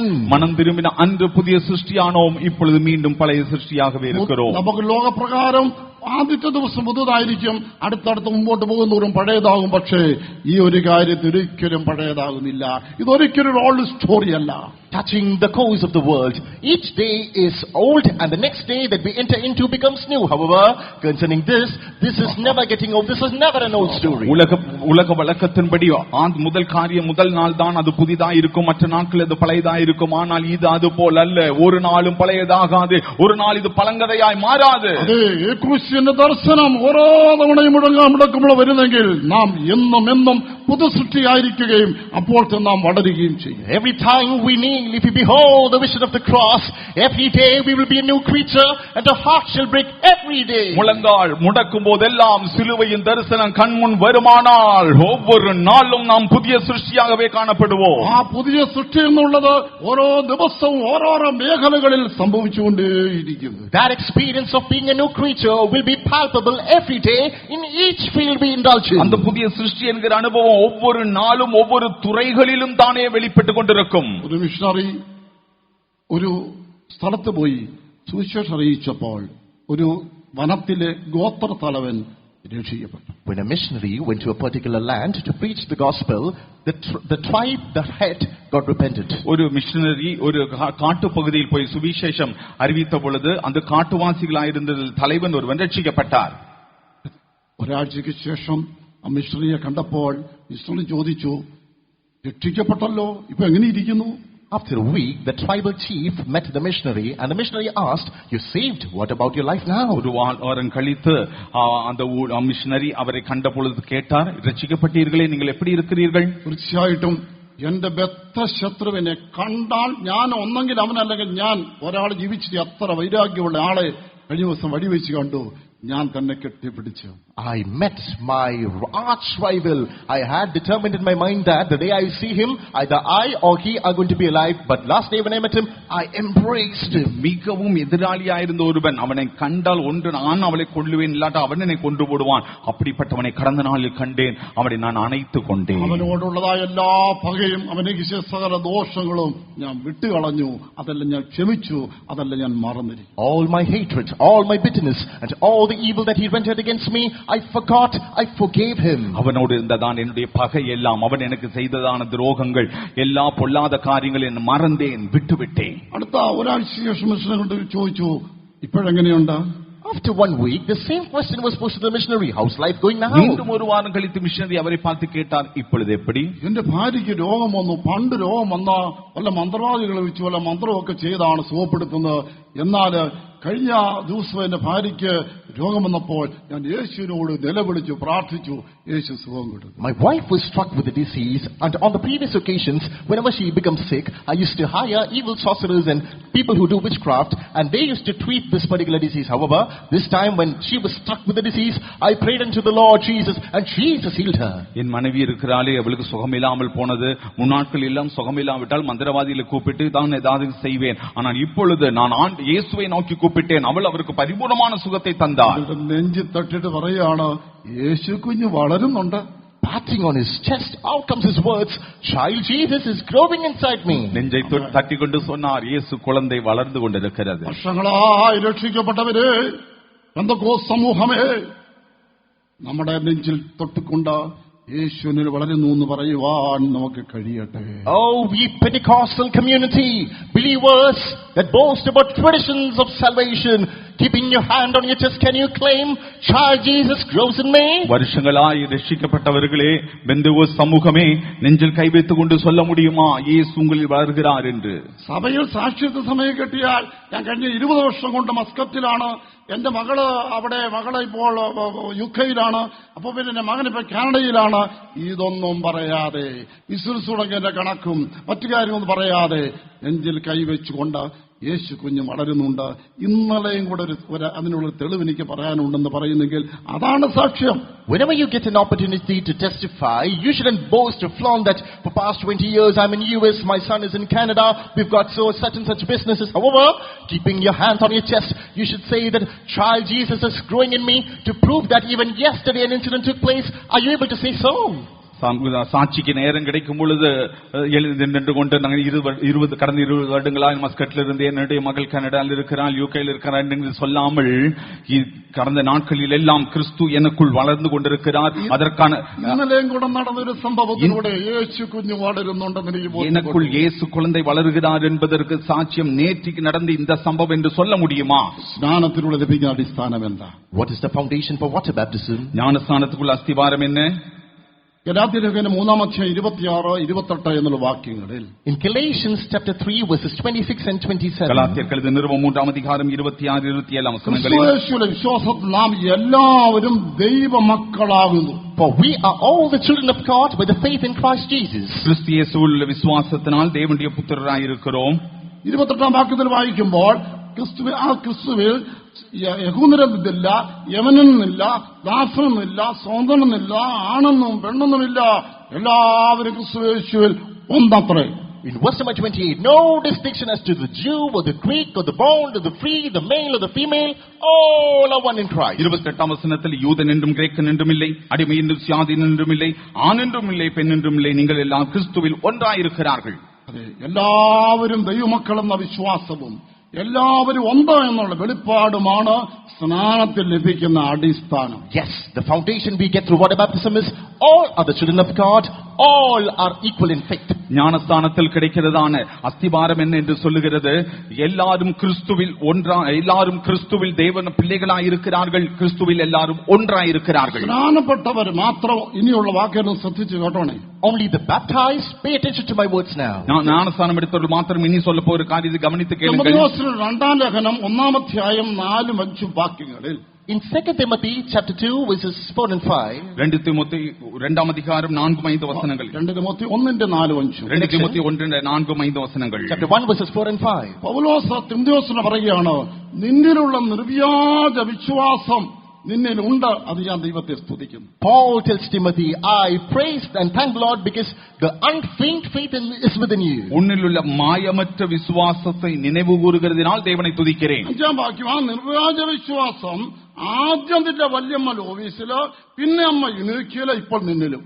And there we read in verse number 5 that, I remember that unfeigned faith was first seen in your grandmother Lois and then your mother Eunice. 5-ാം വചനത്തിലെ அந்த விசுவாசம் முந்தி உன் பாட்டியாய் லோவிசாலுக்குள்ளும் உன் தாயாய் ஐனிக்கேயாலுக்குள்ளுം இருக்கிறது, இப்பொழுது உனக்குள்ளுം இருக்கிறது. ഒരു നിർവ്യാജ വിശ്വാസത്തിന്റെ പാരമ്പര്യം വല്യമ്മയിൽ നിന്ന് മകള്, മകളിൽ നിന്ന് മകന്, കൊച്ചുമകന് അങ്ങനെ സൂക്ഷിച്ചു. The tradition of unfeigned faith was passed on by the grandmother to her daughter, and from that daughter to the son now. மாயமற்ற விசுவாசத்தின் பாரம்பரியம் முன்பு பாட்டியிலும் பின்பு தாயிலும் பின்பு മകനുക്കുള്ളും കാണപ്പെടുகிறது. ഇപിഎമ്മിലെ പുതിയ തലമുറയോട് ചോദിച്ചാൽ പറയും, പിന്നെ എന്റെ വല്യപ്പച്ചനെ സ്ഥാനപ്പെടുന്ന പാസ്റ്റർ പോളാണ്, പിന്നെ പാസ്റ്റർ യേശുവിന്റെ കാലത്തിന്റെ അമ്മ സ്ഥാനപ്പെട്ടത്, പിന്നെ അങ്ങനെ ഞാനും ഈ കൂട്ടായി നിൽക്കുക. ഇതാ വിശ്വാസത്തിന്റെ പാരമ്പര്യം. To the new generation of TPM, if you pose a question, the reply of their history is, my grandfather was baptized by Pastor Paul, my parents came to the faith when Pastor AC was there. They've got these traditions to speak about. இப்பொழுது விசுவாசத்தின் பாரம்பரியம் என்னவென்று கேட்டால், என் தாத்தா pastor AC அவர்கள் காலத்தில் ஞானம் எடுத்தார்கள், என்னுடைய தாய் தகப்பன்மாർക്ക് பாஸ்டர் ஏசி அவர்கள் ஞானம் கொடுத்தார்கள் என்கிறதான பாரம்பரியத்தை தான் சொல்லுகிறார்கள். ശ്രദ്ധിച്ചാട്ടെ, യുനീക്ക ഒരു ആദ്യകാല വിശ്വാസിയായിരുന്നു. Eureka was a believer of the first century. ഐനിക്കയാൾ ഒരു പഴയ കാലത്തെ വിശ്വാസി. ആ യുനീക്ക സ്നാനപ്പെട്ടപ്പോൾ അവൾക്ക് ഒരു അടിസ്ഥാനം ഉണ്ടായി. അവർ യഹൂദ സ്ത്രീയായിരുന്നു. സ്നാനമേറ്റപ്പോൾ യഹൂദനും യമനനും ക്രിസ്തുവേശിൽ ഒന്ന് എന്നുള്ള ഒരു നിർവ്യാജ വിശ്വാസത്തിന് അടിസ്ഥാനം അവളുണ്ടായി. When Eunice was baptized, she was a Jew. However, she cultivated the unfeigned faith that the Jew and the Greek both are one in Jesus. இந்த ஐனிக்கேயால் ஞானஸ்தானம் எடுத்த பொழுது அவள் மாயமற்ற விசுவாசம் உண்டாயிருந்தது. அதாவது கிரேக்கன் என்றும் இல்லை, யூதன் என்றும் இல்லை, எல்லாரும் கிறிஸ்துவில் ഉണ്ടായിരിக்கிறார்கள் என்று. ആ യുനീക്കയുടെ മകൾ ലോബീസ് വിവാഹപ്രായമായപ്പോൾ യമനനായ ഒരു വിശ്വാസിയെ കൊണ്ട് വിവാഹം നടത്തി. That daughter of Eunice, Lois, now when she came of age, ready to getting married, she was married to a Greek man. அந்த ஐனிக்கேயால் விவாக பிராயமான பொழுது, வயது வந்த பொழுது, லோவிசால் அவளுக்கு ஒரு கிரேக்கனை மணமகனாய் தேர்ந்தெடுத்தார். ലോകത്തിലെ ഏറ്റവും ഉന്നത കുലമെന്നറിയപ്പെടുന്ന യഹൂദ സ്ത്രീയോട് പലരും ചോദിച്ചു, മകൾക്ക് ഒരു യഹൂദനെ കൊണ്ട് വിവാഹം കഴിപ്പിച്ചുകൂടെ? യുനീക്ക പറഞ്ഞു, യഹൂദനും യവനനും ക്രിസ്തുവേശുവിൽ ഒന്നാണ്. സ്നാനമേറ്റ ഒരു വ്യക്തിക്ക് ആ ഒരു വ്യത്യാസമില്ല. അതുകൊണ്ട് ഒരു യമനനെ കൊണ്ട് തന്റെ മകൾക്ക് വിവാഹം ആലോചിച്ചു. To the noblest category on the earth, that is the Jews. Falling under that category is Eunice, and the person was posed, why didn't you find a Jew to be married? However, she says, Jew and Greek, both are the same in Christ Jesus. உலகத்தில் உன்னத குலமாய் இருக்கிறதான யூதர்கள் அப்பொழுது லோவிசால் கேட்டார்கள், உன்னுடைய மகளுக்கு கல்யாணம் செய்யும்படிக்கு யூதனில் யாரும் கிடைக்கவில்லையா என்று. அப்பொழுது அந்த லோவிசால் சொன்னால், கிறிஸ்துவுக்குள்ள அப்பொழுது லோபிசால் சொன்னால், யூதனும் என்று கிறிஸ்துவுக்குள் யூதனும் இல்லை, கிரேக்கனும் இல்லை என்று சொல்லி சொன்னார். തീരുമാനിച്ചുണ്ടായില്ല, അതേ വെളിപ്പാട് മകൾക്കുണ്ടായി. It's not that determination was made by the mother. The daughter had the same revelation. தாய்க்கு உண்டாயின வெளிப்படுத்தல் மாத்திரமல்ல, அதே வெளிப்படுத்தல் மகளுக்கும் இருந்தது. ദൈവജനമായാൽ ജാതി വർഗ വർണ്ണ വ്യത്യാസമില്ല എന്നുള്ള നിർവ്യാജ വിശ്വാസം. If you are the so-called people of God, you should have the unfeigned faith that there is no difference as to caste, creed, language, tongue, none. தேவ ஜனமாய் மாறிவிட்டால் பின்ன எந்த விதமான ஜாதியோ நிறமோ உள்ள வித்தியாசங்கள் காணப்படக்கூடாது. 16:1 അതെ, ഈ തിമോഥെയോസിന്റെ അമ്മ യഹൂദ സ്ത്രീയും അപ്പൻ യമനനുമായിരുന്നു രേഖപ്പെടുത്തിയിരിക്കുന്നു. In Acts of the Apostles chapter 12, the first verse, we read that the mother is a Jew and the father is a Greek. அப்போஸ்தலர் 12:1 நாம் வாசிக்கும் பொழுது தகப்பன் கிரேக்கன் என்றும் தாய் யூத ஸ்திரீ என்றும் நாம் காண்கிறோம். ഒരുപക്ഷെ ആദിമ സഭയിലെ ആദ്യത്തെ Mishra വിവാഹമായിരുന്നിരിക്കണം. That might be the first intercaste marriage in the initial church. ആരംഭ സഭയിലെ முதலாம் நூற்றாண்டு சபையிலே முதல் கலப்பு திருமணம் இதாய் இருந்திருக்க வேண்டும். സ്നാനമേറ്റപ്പോൾ ഉണ്ടായ ആ വിശ്വാസത്തിന്റെ അടിസ്ഥാനം. That foundation of faith as he rose out of the water. ജ്ഞാനസ്നാനം എടുക്കുമ്പോൾ ഉണ്ടാണതാണ് വിശ്വാസത്തിന് അസ്ഥിഭാരം. സ്നാനമേറ്റവരെല്ലാവരും ദൈവമക്കളാണ്. അതിൽ യഹൂദനും യമനും വ്യത്യാസമോ ഒന്നുമില്ല. എല്ലാവരും ക്രിസ്തുയേശുവിൽ ഒന്ന്. All the baptized ones are the children of God. No difference as to Jew, Greek, bond or free. All are one in Christ, being the children of God. ജ്ഞാനസ്നാനത്തിൽ എല്ലാവരും ഒന്നാക്കപ്പെട്ട് ക്രിസ്തുവിൽ ഉണ്ടായിരിக்கிறோம். അത് ഗ്രേക്കൻ என்றுമിல்லை, യൂദൻ என்றுമിல்லை. വിശ്വാസ സ്നാനം ഏറ്റവും എന്ന് പറയെങ്കിലും പ്രവൃത്തി കൊണ്ട് അവിശ്വാസ സ്നാനമേറ്റവരാണ്. True, you claim that you have taken baptism of faith. However, through your deeds, you are baptized by unfaith. இன்னைக்கு விசுவாச ஞானஸ்நானம் ஏற்றுக்கொண்டே என்று சொன்னாலும் கிரியையை பார்த்தால் அவிசுவாச ஸ்நானம். വിവാഹം ആലോചിക്കുമ്പോൾ Nadar ബന്ധകോസ്തോ Konar ബന്ധകോസ്തോ. Because when the time of marriage comes, you offer Nada Pentecost and the other choices. ஏனென்றால் விவாக ஆலோசனை வரும்பொழுது நாடார் பெந்தகோஸ்து என்றும் கோனார் பெந்தகோஸ்து என்று பார்க்கிறார்கள். Syrian Pentecost and Catholic Pentecost. சிரியான் Pentecost, நானாய் Pentecost. Nair ബന്ധകോസ്തോ Ezhava ബന്ധകോസ്തോ Harijan ബന്ധകോസ്തോ. Naya Pentecost, Ewer Pentecost and other castes. Nadar Pentecost, ஈழவர் Pentecost, Harijan Pentecost. ഇതാണോ നിർവ്യാജ വിശ്വാസം? Is this unfeigned faith? ഇതാ മായമറ്റ വിശ്വാസം. സ്നാനമേറ്റവരിൽ എല്ലാവരും ഒന്നോ എന്നുള്ളതായ അടിസ്ഥാനം ഉണ്ടായോ? In the baptized, do you have the foundation that all are one? ஞானஸ்தானத்தில் எல்லாரும் ஒன்றாக்கப்பட்டோம் என்கிறதான அந்த அஸ்திபாரம் உண்டாயிருக்கிறதா? ഇതിൽ നിന്ന് ആരെല്ലാം മാറിപ്പോയാലും ദൈവത്തിന് സ്ഥിരമായ അടിസ്ഥാനം നിലനിൽക്കുന്നു. Whoever may move out of it, the foundation of God, oh, it shall surely endure. யாரு வேண்டாலும் மாறி போய் இருக்கலாம், ஆனால் தேவனுடைய உறுதியான அஸ்திவாரம் நிலைத்திருக்கிறது. നിൽക്കുന്നിടത്തേക്ക് അടിസ്ഥാനം ഇളക്കിക്കൊണ്ടു പോകാതെ ദൈവത്തിന്റെ അടിസ്ഥാനത്തിലേക്ക് നീച്ച് മടങ്ങി ചെല്ലുക. Don't displace the foundation and carry it to the place where you stand. You go stand where the foundation of God is. நீ நிற்கிற இடத்தில் இருக்கிற அஸ்திபாரத்தை உடைத்துக் கொண்டிருக்காமல் கிறிஸ்துவின் மாறாத அடிസ്ഥാനத்துக்கு திரும்பி செல்வாயாக. അടുത്തത് പരിശുദ്ധാത്മാവിശ്വാസത്തിലൂടെ അടിസ്ഥാനം നമ്മളിൽ വീഴുന്നുണ്ട്. Next up, foundation is laid in us through the anointing of the Holy Spirit. அடுத்து பரிசுத்தாவின் அபிஷேகத்தின் மூலமாக அஸ்திபாரம் விழுகிறது. അതെന്താണ്? What is that? அது என்ன? ഗലാത്യ ലേഖനത്തിൽ ഒരു വിശ്വാസിയുടെ 3 ക്രൂശീകരണത്തെ കുറിച്ച് പറയുന്നുണ്ട്. In Galatians we come across the 3 phases of crucifixion for a believer. கலாத்திய நிருபத்திலே ஒரு விசுவாசி கொண்டாயிருக்கிற 3 விதமான சிலுவையில் அறையப்படுதலை நாம் பார்க்கிறோம். ഗലാത്യർ 5:24 ജഡത്തെ രാഗമോഹങ്ങളോടെ ക്രൂശിച്ചിരിക്കുന്നു, അത് മാനസാന്തരപ്പെടുമ്പോൾ. Galatians 5:24, when you repented, you are crucifying the flesh with the affections and the lusts. 24ஆம் வசனத்திலே கிறிஸ்துவினுடையவர்கள் தங்கள் மாம்சத்தின் அதே ஆசையில் சிலுவையில் அறைந்திருக்கிறார்கள், அது மனம் திரும்பும் பொழுது. ഗലാത്യർ 6:14 ലോകം എനിക്കും ഞാൻ ലോകത്തോട് ക്രൂശിക്കപ്പെട്ടിരിക്കുന്നു സ്നാനമേറ്റപ്പോൾ. Galatians 6:14, when you are baptized, I am crucified into the world and the world to me. 6:14 ஞானஸ்நானம் எடுக்கும் பொழுது நான் உலகத்துக்காய் சிலுவையில் அறையப்பட்டிருக்கிறேன், உலகம் எனக்காய் சிலுவையில் அறையப்பட்டிருக்கிறது. ഗലാത്യർ 2:20 എന്നിലെ ഞാൻ ക്രൂശിക്കപ്പെട്ടിരിക്കുന്നവ സ്വയം സ്വന്തം ഇഷ്ടം, സ്വന്തം പ്ലാൻ, സ്വന്തം ആഗ്രഹം, സ്വന്തം സുഖം ഇത് ക്രൂശിക്കപ്പെട്ടിരിക്കുന്നു. Galatians 2:20, the I in me, myself, my own desire, my self will, everything is crucified. 2:20 கலாத்தியர் 2:20 நான் சிலுவையில் அறையப்பட்டிருக்கிறேன், சொந்த இஷ்டம், சொந்த விருப்பங்கள், சொந்த ஆசைகள் எல்லாம் சிலுவையில் அறையப்பட்டிருக்கிறது. പരിശുദ്ധാത്മാവിശ്വം പ്രാപിച്ചത് ശരിയാണെങ്കിൽ ദൈവം ഒരു ശരിയായ അടിസ്ഥാനം ഇട്ടിരിക്കുന്ന അടിസ്ഥാനത്തിൽ സ്വയം എന്ന് പറയുന്നത് ഇല്ലേ ഇല്ല. If your anointing is proper and true, Lord has laid a foundation. In that foundation there is no self. பரிசுத்தாவின் அபிஷேகம் பெற்றிருப்பீர்கள், ஆனால் அந்த அஸ்திவாரம் சரியா இருந்தால் நான் என்கிற சுயம் அங்கு இல்லவே இல்லை. എനിക്ക് അതിനവകാശമില്ലേ ഇതിനവകാശമില്ലേ എന്നും നാം ക്ലെയിം ചെയ്യുകയില്ല. You can't claim rights. I have the right to do that, right to do this. No, no, no. இதை நான் செய்யக்கூடாதா, அதை நான் செய்யக்கூடாதா என்று உரிமை பாராட்டுகிறதான தருணமே இல்லை. ദൈവം നേരിട്ട് അത് നടത്തിയാലും നടത്തിപ്പോരേത് നടത്തിയാലും എങ്ങനെ വന്നാലും ഇപ്പോഴെല്ലാം ഞാനല്ല, ക്രിസ്തുവിനെ ജീവിക്കുന്നു, എനിക്കിഷ്ടമൊന്നുമില്ല, ദൈവ ഇഷ്ടം നടക്കട്ടെ. No matter the way that the Lord takes me through, no matter the way in which the saints lead me through, no, not I who walk, may the will of Christ be done in that path. தேவன் எந்த பாதையில் என்னை நடத்தினாலும், நடத்துப்பார் எந்த பாதையில் நடத்தினாலும் எனக்கு எதுவும் பிரச்சனையே இல்லை. நான் அல்ல, தேவனுடைய சித்தம் நடக்கட்டும். ഒരു 5 പതിറ്റാണ്ടുകൾക്ക് മുമ്പ് ആയിരുന്നിരിക്കാം, ആന്ധ്രയിൽ സെൻട്രൽ പാസ്റ്ററായിരുന്ന പാസ്റ്റർ KC വർഗീസ് ട്രെയിനിൽ വന്ന് കൊട്ടാരക്കരയിലെ റെയിൽവേ സ്റ്റേഷനിൽ ഇറങ്ങി. I suppose this happened 5 decades back. Andhra Center Pastor KC Varghese, he boarded a train and reached Chennai. 5 நூற்றாண்டுகளுக்கு முன்பாக இருக்கலாம். ஆந்திராவில் சென்ட்ரல் பாஸ்டர் இந்த KC வர்கீஸ் அவர்கள் ட்ரெயின் ஏறி കൊട്ടാരക്കര റെയിൽവേ സ്റ്റേഷനിൽ ഇറങ്ങി. கொட்டாரக்கரை ரயில்வே ஸ்டேஷன் இறங்கினார். In Kottarakara railway station. അന്ന് ഇന്നത്തെ പോലെ വികസനമൊന്നുമില്ല. അവിടെ എല്ലാം കാടി പിടിച്ച് ഇങ്ങോട്ടുള്ള വഴി എല്ലാം ഒന്നും ശരിയായില്ല. സ്ട്രീറ്റ് ലൈറ്റ് ഒന്നുമില്ല, എല്ലാം അന്ധകാരമാണ്. There was no development then, no good roads, no light, no street light. Everything were in a meager state. இன்றைக்கு இருக்கிறது போல நல்ல நிலவரங்கள் இல்லை. அந்த ஸ்ட்ரீட் லைட்டோ அதெல்லாம் ஒன்றும் இல்லை. காடு பிடித்து காணப்பட்டது. ഒരു പ്രാപ്തനായ പാസ്റ്റർ നിലയിലും ഒരു പാട്ടെഴുത്തുകാരൻ നിലയിലും അദ്ദേഹത്തിന് നിലയും വിലയുണ്ട്. പക്ഷേ ഒരു സഹോദരനെ പോലെ റിസീവ് ചെയ്യാനായിട്ട് ആ റെയിൽവേ സ്റ്റേഷനിൽ ഇവിടുത്തെ ആളുകൾ വിട്ടില്ല.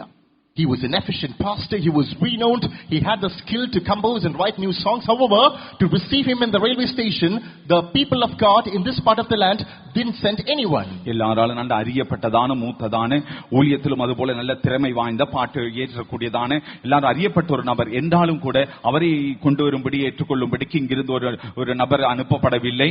മനഃപൂർവ്വമായിരിക്കില്ല, മറന്നുപോയതായിരിക്കും. Maybe not on purpose. They might have forgotten it. மனப்பூர்வமாக இருக்காது, மறந்து போயிருப்பார்கள். പക്ഷെ അവിടെ ഇറങ്ങിയതായ പാസ്റ്റർ ഉള്ളിൽ ഒരുപാട് ചിന്തകളങ്ങ് മറിഞ്ഞു. However, the pastor who alighted at the railway station, he was overwhelmed with lot of thoughts. ஆனால் அங்கே இறங்கின பாஸ்டருக்கு அநேக எண்ணங்கள் உள்ளில் தோன்றினது. യാത്രാത്രിയിൽ വിശ്വാസികളെ വഴി കാണിക്കാൻ ഒരാളെ പോലും ഐശ്വര്യത കൊണ്ട് ഞാൻ യോഗ്യനല്ലേ? At the stroke of midnight, I'm not even worthy to be shown the way by any of the believers. இந்த நடுராத்திரியில் எனக்கு வழிகாட்டும்படிக்கு ஒரு விசுவாசி அனுப்பலாமே, அது கூட நான் தகுதி இல்லையா? എന്റെ കയ്യിലിരിക്കുന്നതായി പെട്ടി ഒന്ന് എടുത്ത് സഹായിക്കാനായിട്ട് ഒരു വിശ്വാസിയെങ്കിലും അയച്ചു തരാനുള്ളതായ ഒരു അർഹത എനിക്കില്ലേ? Am I not even worthy to be supported by a believer to even carry my briefcase? என்னுடைய இந்த பெட்டியை எடுத்துக்கொண்டு போகும்படிக்கு ஒரு விசுவாசி அனுப்பி இருக்கலாம், அது கூட எனக்கு தகுதி இல்லையா? പെട്ടെന്ന് ഇങ്ങനെ ഒരുപാട് ചിന്തകൾ, ഒരുപാട് ക്ലെയിം മനസ്സിൽ വന്നു. പെട്ടെന്ന് ഒരു വാക്യം മനസ്സിലേക്ക് വന്നു. ഞാൻ ക്രിസ്തുവിനോടുകൂടെ ക്രൂശിക്കപ്പെട്ടിരിക്കുന്നു, ജീവിക്കുന്നു ഞാനല്ല, ക്രിസ്തുവിന് ജീവിക്കുന്നു, ഞാൻ മരിച്ചിരിക്കുന്നു. Fleet of thoughts crowded his mind, and finally out came a statement there, I am crucified with Christ, no longer do I live, but Christ lives in me. இப்படி அநேக எண்ணங்கள் சிந்தைகள் உள்ளே எழும்பி வந்து கொண்டிருக்கும் பொழுது உடன் தானே ஒரு சத்தம், இப்படி நான் சிலுவையில் கிறிஸ்துவோடு சிலுவையில் அறையப்பட்டிருக்கிறேன், நான் அல்ல ഇനി ക്രിസ്തുവേ.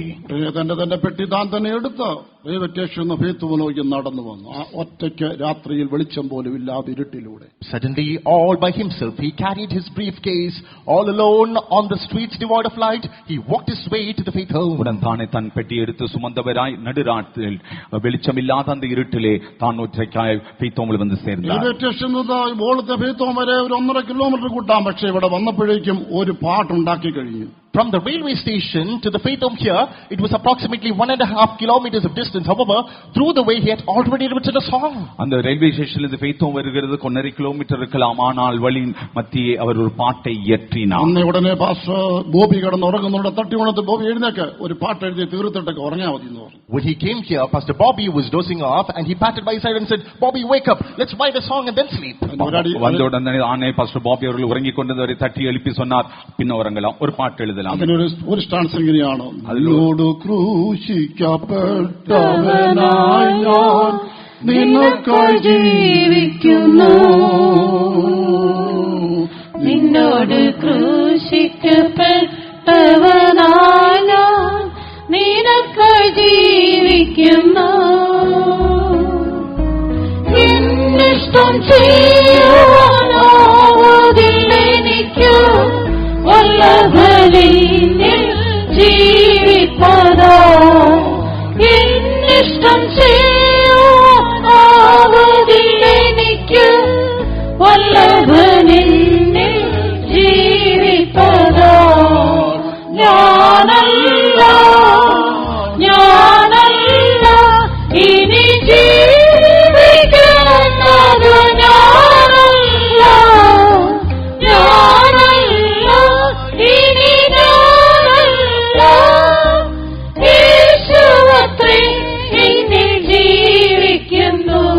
അനുഗ്രഹിക്കപ്പെട്ട ഗാനത്തിന് ആ കരവീർന്നൊരു ഹല്ലേലൂയ പറഞ്ഞാട്ടെ.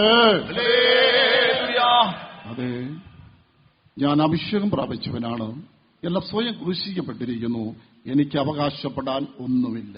I am anointed, myself is crucified, I have got nothing to claim. நான் அபிஷேகம் பண்ணப்பட்டவன், സ്വയം സിലുവയിൽ അറിയപ്പെട്ടിருக்கிறது, எனக்கு உரிமை பாராட்ட ஒன்றுமில்லை.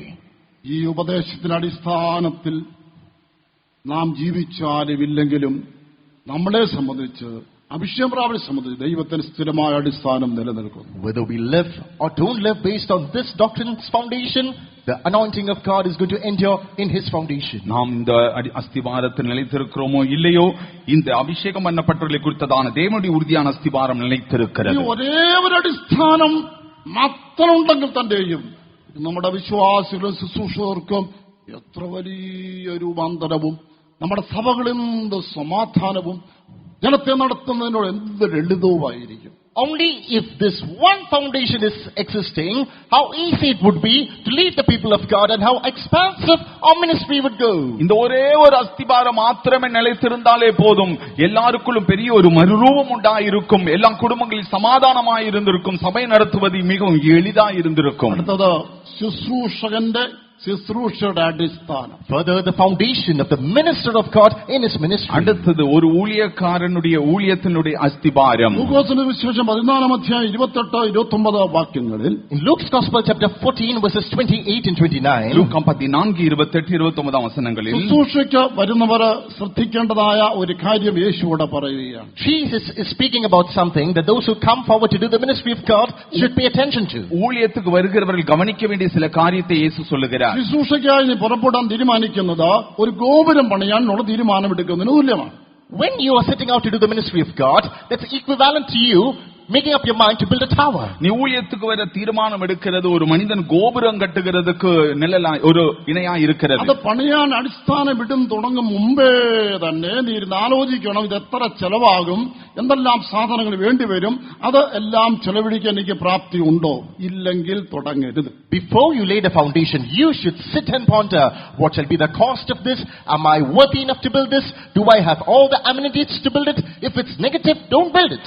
கட்டும் முன்பாகத்தான் ஏன் இருந்து ஆலோசிக்க வேண்டும், இதெல்லாம் கட்டி தீரும் முடிக்கும் வரைக்கும் எத்தனை பொருள் வாங்க வேண்டும், எத்தனை பணம் செலவு, இதற்கு செய்யக்கூடிய திராணி எனக்கு இருக்கிறதா என்று ஆலோசிக்க வேண்டும், இல்லாவிட்டால் தொடங்கக்கூடாது. ഇല്ലെങ്കിൽ നീ പണി തുടങ്ങും, ഒരു അടിസ്ഥാനം പിന്നെ പണികിയില്ല, നീ സമൂഹത്തിന് മുമ്പാകെ ഒരു കൂത്തുകാഴ്ചയായി പരിഹാസ വിഷയമായി തീരും. If not, you will delve deep into the foundation without being prepared. You'll start your work and finally you're going to be a gazing stock before the people. இதை தீர்மானிக்காமல் ஆயத்தமாகாமல் இனி வேலையை ஆரம்பித்து பகுதியை நிறுத்திவிட்டால் சமூகத்தின் மத்தியில் இனி ஒரு பரியாசமாய் கேலி கூத்தாயிருப்பாய். ബൈബിൾ കയ്യിലെടുക്കുന്നതോ വാക്യം കാണാതെ പഠിക്കുന്നതോ വാചാലമായി പ്രസംഗിക്കുന്നതോ നന്നായി പാടുന്നതോ അല്ല ശുശ്രൂഷ. Carrying the Bible in your hands, eloquently preaching and giving the sermons, singing mellifluous songs, no, that's never the ministry. கைகளில் வேதத்தை எடுப்பதோ நன்றாக பிரசங்கம் செய்வதோ தாராளமாய் பாடுகிறதோ അതല്ല ഊഴിയം. രോഗികളെ സൗഖ്യമാക്കുന്നതോ ഭൂതങ്ങളെ പുറത്താക്കുന്നതോ മറ്റു കൃപാവരങ്ങളോ അല്ല ശുശ്രൂഷ. Healing the sick, casting out demons and other gifts and graces, that's never the ministry. வியாதியஸ்தரை சுகமாக்குகிறதோ பொல்லாதாவிகளை துரத்துகிறதோ வேற ஏதும் காரியங்களை செய்கிறது அல்ல ஊழியம். വാദിക്കുന്ന വൃക്ഷത്തിന്റെ വെളിയിൽ കാണുന്നതായ ശിഖരങ്ങളും ഇലകളും പൂവും പോലെ കായും പോലെ മാത്രമേ ഉള്ളൂ. Take a look, all these things are just like the outward things that are seen in that tree, the branches, the leaves, the flowers and everything outwardly. பாருங்கள், இதெல்லாம் ஒரு மரத்தை கண்டால் வெளியே காணப்படுகிறதான அந்த கிளைகளை இலைகளை போலதான் காணப்படுகிறது. ഇതെല്ലാം കൊടുത്ത് 20, 50, 100 വർഷം വരെ വൃക്ഷം നിൽക്കുന്നതിന് രഹസ്യമുണ്ട്. അതിന്റെ വേര് നാരായ വേരുകളും മണ്ണിൽ മറഞ്ഞിരിക്കുന്ന അടിസ്ഥാനവും. And that is the reason behind all these existing for 20, 30, 40, or even a century. For all these years, the reason is there is a root that has gone deep within the soil that is nourishing this tree. இதெல்லாம் வெளிப்படுத்திக் கொண்டு 20, 50 வருடங்கள் இந்த மரம் நிலைத்திருக்க காரணம் மண்ணுக்கடியில் ஒரு வேர், அதை சுற்றிலும் அநேக வேர்கள் அதை பிடித்திருக்கிறது. ശുശ്രൂഷയ്ക്ക് ഒരു പ്രതിഷ്ഠ. There is a consecration for ministry. ஊழியத்துக்கு பிரதிஷ்டை, വിശുദ്ധി, ത്യാഗം, വിശ്വാസ ജീവിതം, sacrifice, faith life. பரிசுத்தம், தியாகம், விசுவாச ஜீவியம். ആദ്യകാല ശുശ്രൂഷകൾ ഉണ്ടായിരുന്ന അടവിൽ ഇന്ന് ഉള്ളവരെ കാണുന്നില്ല എങ്കിലും ദൈവത്തിന്റെ ഉറപ്പുള്ള അടിസ്ഥാനം സ്ഥിരമാണ്, അതിന് മാറ്റമില്ല. Beloved, once the same measure that was once seen in the saints of the initial days, it's missing now in the current generation. However, the foundation of God is never moved. இதெல்லாம் முன்னாட்களில் காணப்பட்ட ஊழியர்கள் காணப்பட்ட அளவு இந்த நாட்களில் குறைந்திருந்தாலும் தேவனுடைய உறுதியான அஸ்திவாரம் நிலைத்திருக்கிறது. ഉദ്ദേശിക്കാത്ത വിധം ശുശ്രൂഷ ചെയ്യുന്ന അനേകരുന്നുണ്ട്. പക്ഷേ യഥാർത്ഥ ശുശ്രൂഷ എങ്ങനെ ചെയ്യണം, യഥാർത്ഥ ശുശ്രൂഷ ആരെ എന്നുള്ളത് ആ അടിസ്ഥാനം നിത്യതയിൽ വെളിപ്പെടും. Contrary to the plan and purpose of God, there are many see people who do different ministries. However, the true plan of God, the true foundation of God, that shall be unveiled in eternity. தேவன் நினையாத பல காரியங்கள் ஊழியத்தில் காணப்படுகிறது. ஆனாலும் எது உண்மையான ஊழியம், எது நிலைத்திருக்கிற காரியம் என்பதை நித்தியத்தில் நமக்கு காண முடியும். ശുശ്രൂഷ ആരംഭിച്ചിരിക്കുന്നവരെല്ലാവരും ശരിയായ അടിസ്ഥാനത്തിൽ തുടങ്ങുവാൻ ഇടയാക്കട്ടെ. തുടങ്ങിയവര് ശരിയായ അടിസ്ഥാനമില്ലെങ്കിൽ അത് ഇടുവാൻ ദൈവം സഹായിക്കട്ടെ. I pray that all those who started the ministry, let them build it in the proper foundation. However, those who haven't started it so, let them rebuild it once again. May the Lord help them for that. ஊழியம் தொடங்குகிறவர்கள் எல்லாம் சரியான அஸ்திபாரத்தில் தொடங்கட்டும். அப்படி தொடங்கினவர்கள் சரியான அஸ்திபாரத்தில் கடைசி வரை நிலைத்து நிற்கட்டும். അടുത്തത് ആലയത്തിന്റെ അല്ലെങ്കിൽ സഭയുടെ അടിസ്ഥാനം. Further, foundation of the church or the temple. அடுத்தது ஆலயத்தின் சபையின் அஸ்திபாரம். 1 രാജാക്കന്മാർ 5-ാം അധ്യായം 17-ാമത്തെ വാക്യത്തിൽ In 1 Kings chapter 5, the 17th verse, 1 രാജാക്കൾ 5-ാം അധികാരം 17-ാം വചനത്തിൽ ശലോമോൻ ആലയം പണിതപ്പോൾ വെട്ടുവഴികൾ വെച്ച് തന്നെ കുറവ് തീർത്ത കല്ലുകൊണ്ട് അടിസ്ഥാനമിട്ട് പണിതു. when Solomon was building the temple, right in the deep pit, he bought these great stones, costly stones, and he was hewing the stones to lay the foundation. Solomon ஆலயம் கட்டின பொழுது வெட்டின கல்லால் ஆலயத்துக்கு பணிதீர்க்கப்பட்டதான கற்களினாலே ஆலயத்துக்கு அஸ்திவாரம் போட்டார். അതുകൊണ്ട് ഒരു മഹത്വമേറിയ ആലയമായിരുന്നു അത്. Therefore, that was a glorious temple to behold. அப்படினால் அது மிகவும் மகிமையான ஒரு ஆலயமாயிருந்தது. നമ്മളെല്ലാം എപ്പോഴും പറയുന്ന ഒരു പല്ലവിയാണ്, ആദ്യകാല അനുഭവങ്ങൾ തരണമേ, ആദ്യകാല ദൈവസഭയുടെ തേജസ് മഹത്വം തരണമേ എന്നെല്ലാം നമ്മൾ കൂടെ പറയാറുണ്ട്. There is a chorus that we chant often. Oh, give us those good old days. Give us the experience of the old days once again. நாம் எப்பொழுதும் அடிக்கடி சொல்லுகிற காரியம் முந்தின நாட்களின் அனுபவத்தை தாரும், ஆதி காலத்தின் அனுபவிக்கிறதை தாரும் என்று. കാരണം നിങ്ങൾ എന്റെ ജീവിതത്തിൽ ആദ്യകാല സഭയുടെ തേജസ്സേറിയ സഭയുടെ അടിസ്ഥാനത്തിന് ഭംഗം വന്നിരിക്കുന്നു. The reason is the foundation of the church of the first century. That glorious church that is missing in the life of you and me. காரணம் உங்களுடைய என்னுடைய ஜீவிதத்தில் முந்தின காலத்தினுடைய அந்த அனுபவம், அஸ்திபாரத்தின் அனுபவம் குறைந்து സിൽവാവിന്റെ ആലയം പണിതപ്പോൾ എസ്രായുടെ പുസ്തകം 3-ാം അധ്യായം 11 മുതൽ 13 വരെ വായിക്കുമ്പോൾ in Ezra chapter 3 verses 11 to 13, when Zerubbabel built the temple, Ezra 3-ാം അധികാരം 11-ാം വചനം തുടങ്ങി വാസിക്കുമ്പോൾ യെരുബാബേൽ ആലയം കെട്ടിനപോது ആ അടിസ്ഥാനമിടുന്ന വേളയിൽ while he was laying the foundation, അവൻ അസ്തിവാരം പോട്ട വേളയിൽ രണ്ട് തരത്തിലുള്ളതായ ശബ്ദമുണ്ടായി. 2 types of voices echoed. இரண்டு விதத்திലുള്ള சத்தம் தொனித்தது. ഒരു ഭാഗത്ത് കുറെ ആളുകൾ ആലയത്തിന് അടിസ്ഥാനം ഇട്ടു, ഭയങ്കര സന്തോഷം. One side, people with great joy, they shouted, oh, the temple's foundation is finally laid. ஒரு பகுதியில் இருந்து ஆலயத்துக்கு அஸ்திவாரம் போடப்பட்டதுங்கிற மகா கம்பீரமான ஒரு ஆர்ப்பரிப்பின் சத்தம். അത് new generation church, new generation Pentecost ആയിരുന്നു. That indicates the new generation Pentecostal church. புதிய தலைமுறை சபையில் இருந்து எழும்பின சத்தமாய் இருந்தது. അവർക്ക് ഇത് തന്നെ വലിയൊരു സംഭവമാണ്. For them, this itself is a great matter. அவர்களுக்கு இதே ஒரு பெரிய காரியம். മറുഭാഗത്ത് ഒരു കൂട്ടം ആളുകൾ പൊട്ടിക്കരഞ്ഞുപോയി. But on the flip side, a group of people, they sobbed, they wailed. மறுபகுதியிலே ஒரு கூட்டம் ஜனங்கள் அழுகிற சத்தம். അവർ വയോധികരും ആദ്യകാല ആലയത്തിന്റെ മഹത്വം കണ്ടിട്ടുള്ളവരുമായിരുന്നു. അവർ കരഞ്ഞത്, ദൈവമേ, അന്നത്തെ മഹത്വം ഇന്ന് ഇല്ലാതെ പോയല്ലോ. They were the old elderly people who beheld the former glory and majesty of the temple. They say, oh Lord, that glory, alas, it's missing now. அவர்கள் பழைய ஆட்கள், முதிர்ந்தவர்கள், அவர்கள் அழுத சத்தம், ஆண்டவரே, அன்றைக்கு இருந்த பழைய ஆலயத்தின் மகிமை இன்று இல்லாமல் குறைந்திருக்கிறது. ദൈവത്തിന്റെ ആലയത്തെ, ദൈവസഭയുടെ അടിസ്ഥാനത്തെ ഇടിച്ചു കളയുവാൻ കാത്തിരിക്കുന്നതായ ശത്രുക്കളുണ്ട്.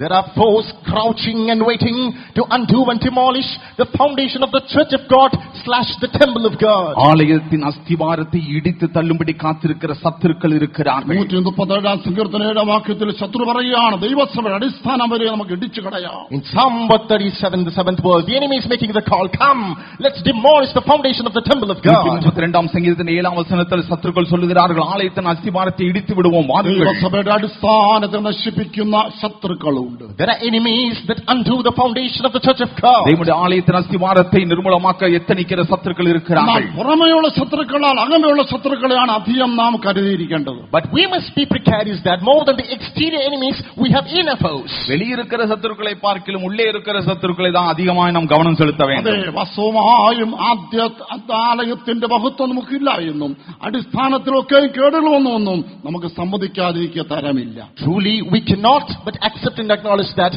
the glory and the majesty that was there in the temple in the former days, alas, it's no more now. முந்தின ஆலயத்தின் மகிமை குறைந்திருக்கிறது என்றும் இதற்கு பங்கம் உண்டாயிருக்கிறது என்றும் நாம் ஒத்துக்கொள்ளாமல் இருக்க வழி இல்லை. പക്ഷേ അതുകൊണ്ട് ദൈവം കൈവിട്ടു ഉപേക്ഷിച്ചു എന്ന് പറയാൻ വരട്ടെ. But wait, don't say God has given up, he has left it all. ஆனபடினால் அதை வைத்துக் கொண்டு ஆண்டவர் கைவிட்டார் என்று சொல்லுகிறதுக்கு இல்லை. സക്കറിയ പ്രവചനം 4-9 വാക്യത്തിൽ സെരുബാബേലിന്റെ കൈകൊണ്ട് ആലയത്തിന് അടിസ്ഥാനമിട്ടിരിക്കുന്നു, അവന്റെ കൈകൊണ്ട് തന്നെ അത് തീർക്കും. In Zechariah chapter 4, the 9th verse, we read that the very hands of Zerubbabel that laid the foundation of his house, his hand shall finish it. சகரியா 4:9 வாசிக்கும் பொழுது யெருபாபேலின் கையினாலே ஆலயத்துக்கு அஸ்திவாரம் போடப்பட்டது, அவனாலே கைத்து தீர்க்க முடிக்கப்படும் என்று. സ്റ്റീവ് തോമസ് ഒരിക്കൽ പറഞ്ഞു, പെന്തക്കോസ്ത് മിഷൻ ആരംഭിച്ചത് പാസ്റ്റർ പോൾ അല്ലാന്ന്. Once Pastor T.U. said Pentecostal mission was not started by Pastor Paul. Pastor T. அவர்கள் ஒரு முறை சொன்னார், பெந்தகோஸ்து மிஷன் பாஸ்டர் பால் தொடங்கினது அல்ல என்று. ഞാനങ്ങ് ഞെട്ടിപ്പോയി, എന്ത് പറയുന്നേ? I was startled. What's he saying? நான் அதிர்ந்து போனேன். ദൈവമാണ് തുടങ്ങിയത്. God started it. ஆம், தேவன் தான் தொடங்கினார். മനുഷ്യനാണ് തുടങ്ങിയത്. എന്നേ നാമാവിശേഷമായി പോയേനെ, എന്നേ ഒരു 70 വർഷത്തിനു മുമ്പേ തീർന്നു പോയേനെ. എന്നാൽ ഇത് ദൈവമാണ് ഈ വേല ആരംഭിച്ചത്. And a man started it 7 decades back.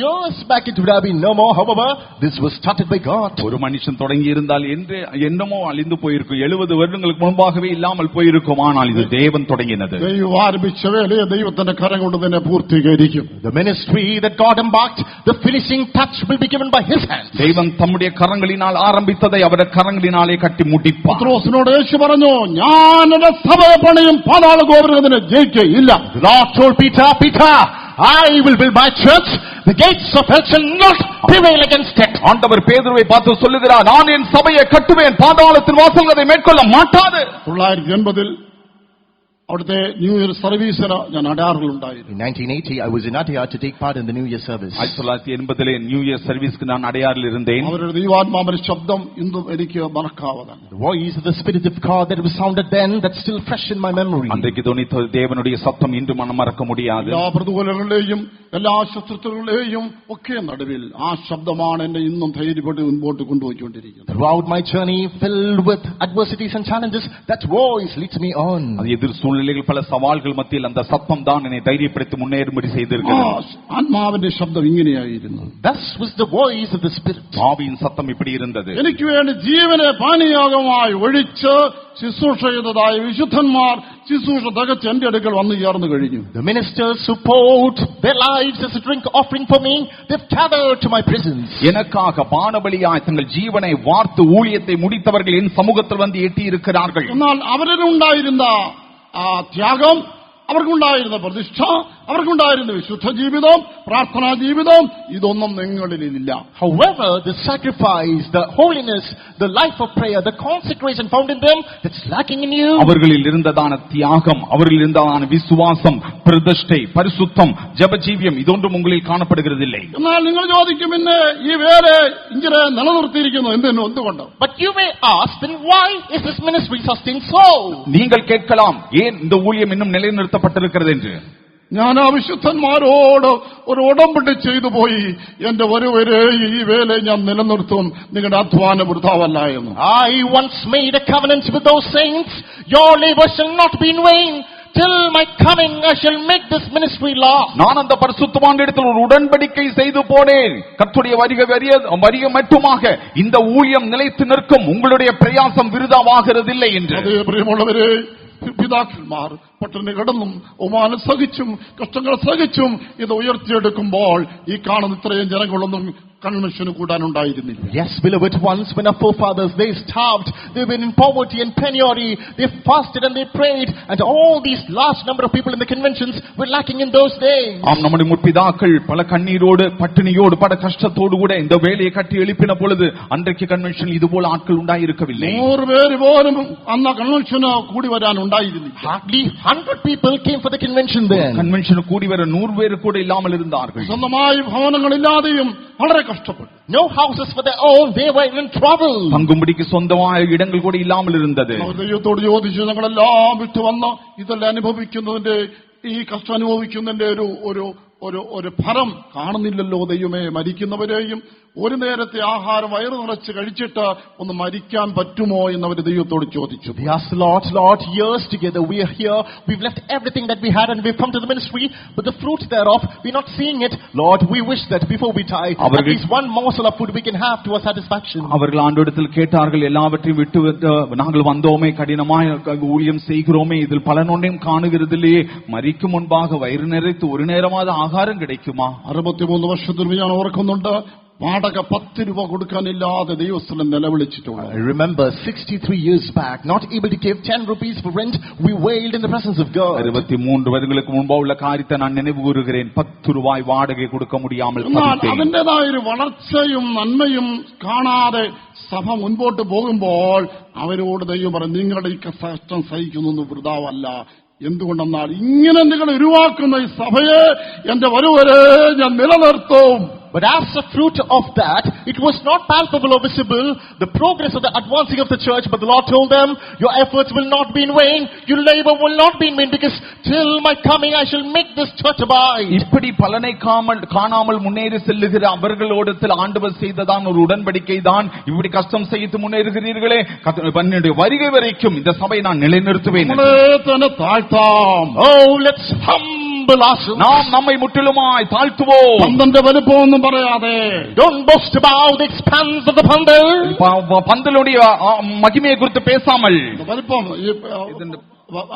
Convention ഗ്രൗണ്ടിന്റെ acre കണക്ക് പറഞ്ഞ് പ്രശംസിക്കാതെ, don't boast about the dimensions of the convention ground. Convention ഗ്രൗണ്ടിന്റെ എത്ര ഏക്കർ നിലം എന്ന് சொல்லி പെരുமை பாராட்டாமல், വിശേഷയാത്ര ഇത്ര പേര് പങ്കെടുത്തു പറയാതെ, don't say these many people participated in the gospel procession. സുവിശേഷ ഭവനിൽ ഇത്രയും പേർ പങ്കെടുത്താர்கள் എന്ന് சொல்லி പെരുமை പാരാട്ടാமல், പന്തലിന് കാല് നാട്ടിയാലും അതിന്റെ പടമെടുത്ത മീഡിയയിടും, ഒരു സുവിശേഷം നടത്തിയാൽ അതിനെല്ലാം മീഡിയയിടും. എല്ലാം നാട്ടുകാരെ കാണിച്ച് പരസ്യപ്പെടുത്തി ഞങ്ങൾ വലിയ ആളുകളായി, സഭ വലുതായി, വലിയ എല്ലാവരും പറയുന്നത് ഞങ്ങളുടെ ഏറ്റവും വലുതെന്ന്. Today, if the pillar of a pandal is given to a convention, then people will take the photos and videos of it, publish it in social media.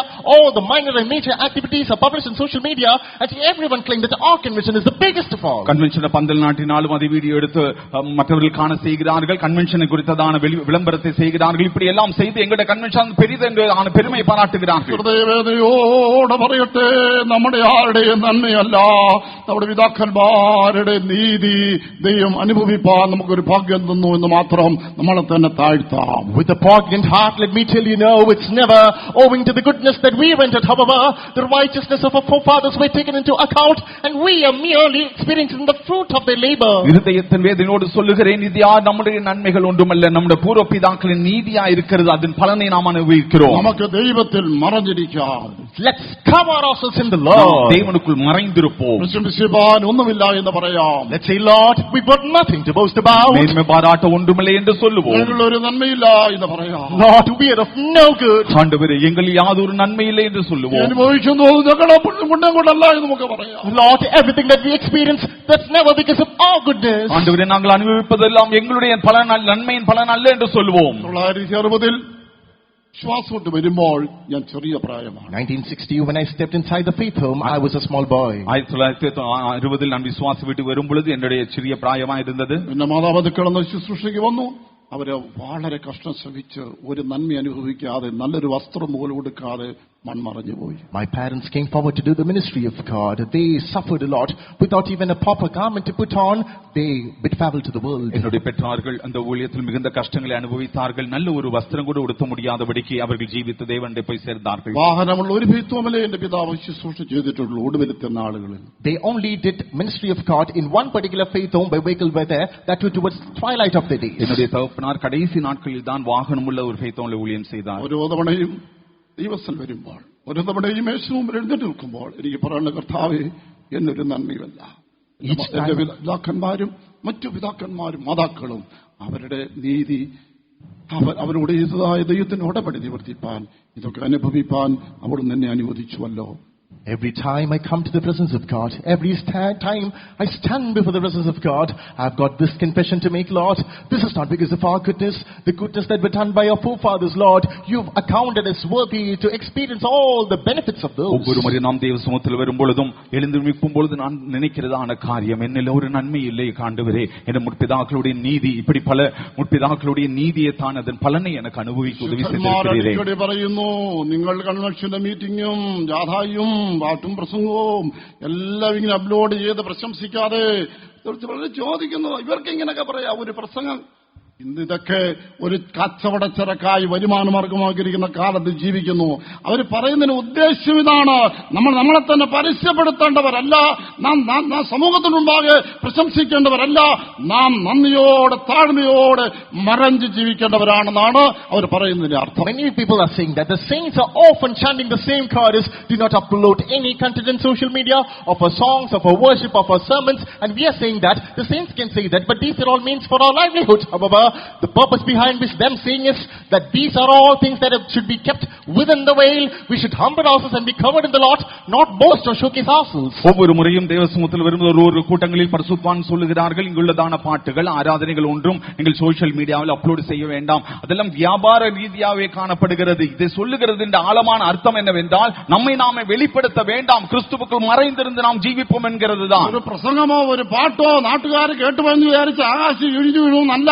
പിന്നെയോ നമ്മൾ ഏതെങ്കിലും വിളിച്ചിരിക്കുന്നതും നമ്മുടെ പിതാക്കന്മാരുടെ അടിസ്ഥാനവും അവർക്ക് കൊടുത്ത വെളിപ്പാടും നമ്മളെ തന്നെ എക്സ്പോസ് ചെയ്യാനല്ല, ക്രിസ്തുയേശുവിൽ മറഞ്ഞിരിക്കുന്ന ഒരു ജീവിതമാണ്. It's not that if a song or a message that is held in a convention is going out to the public, that the sky will fall down, everything is over. No, not like that. However, the doctrines, the consecration that is given to us by our forefathers, that is to be remain hidden, not to expose ourselves, to hold fast to that, they say these. நம்முடைய பாட்டோ பிரசங்கமோ ஒன்று வெளிப்படுத்துகிறதுனாலே, மற்றவர்கள் கேட்கிறதுனாலே, நாட்டுக்காரர் கேட்கிறதுனால வானம் இடிந்து போகிறது என்று அல்ல. நம்முடைய பூர்வ பிதாக்களுக்கு தந்ததான வெளிப்படுத்தல் கிறிஸ்துவுக்குள் மறைந்திருக்க வேண்டும். நம்மை நாமே வெளிப்படுத்துகிறவர்களாய் அல்ல, கிறிஸ்துவுக்குள் மறைந்திருக்கிறதான ஜீவியத்தை வெளிப்படுத்த வேண்டும்.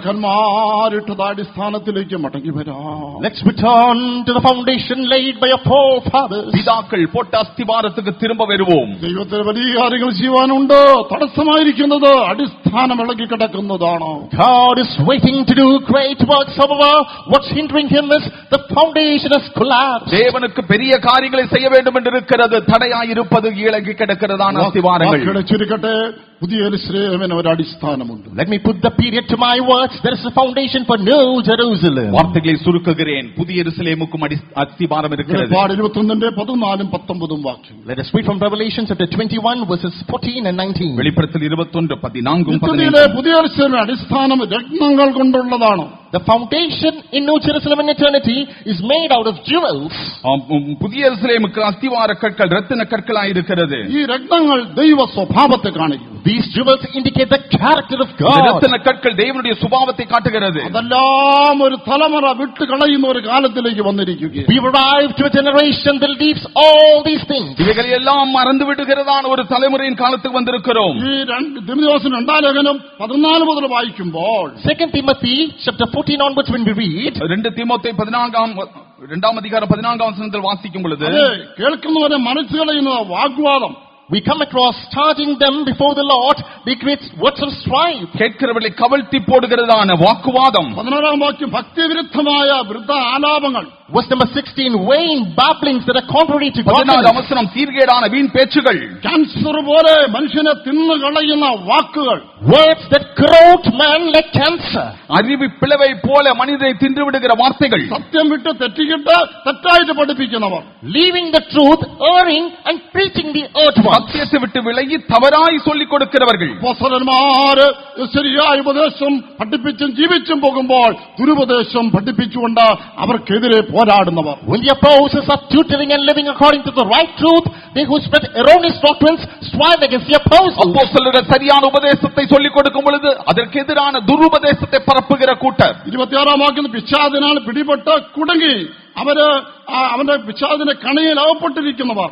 Verse number 26. They are caught in the snare of the devil.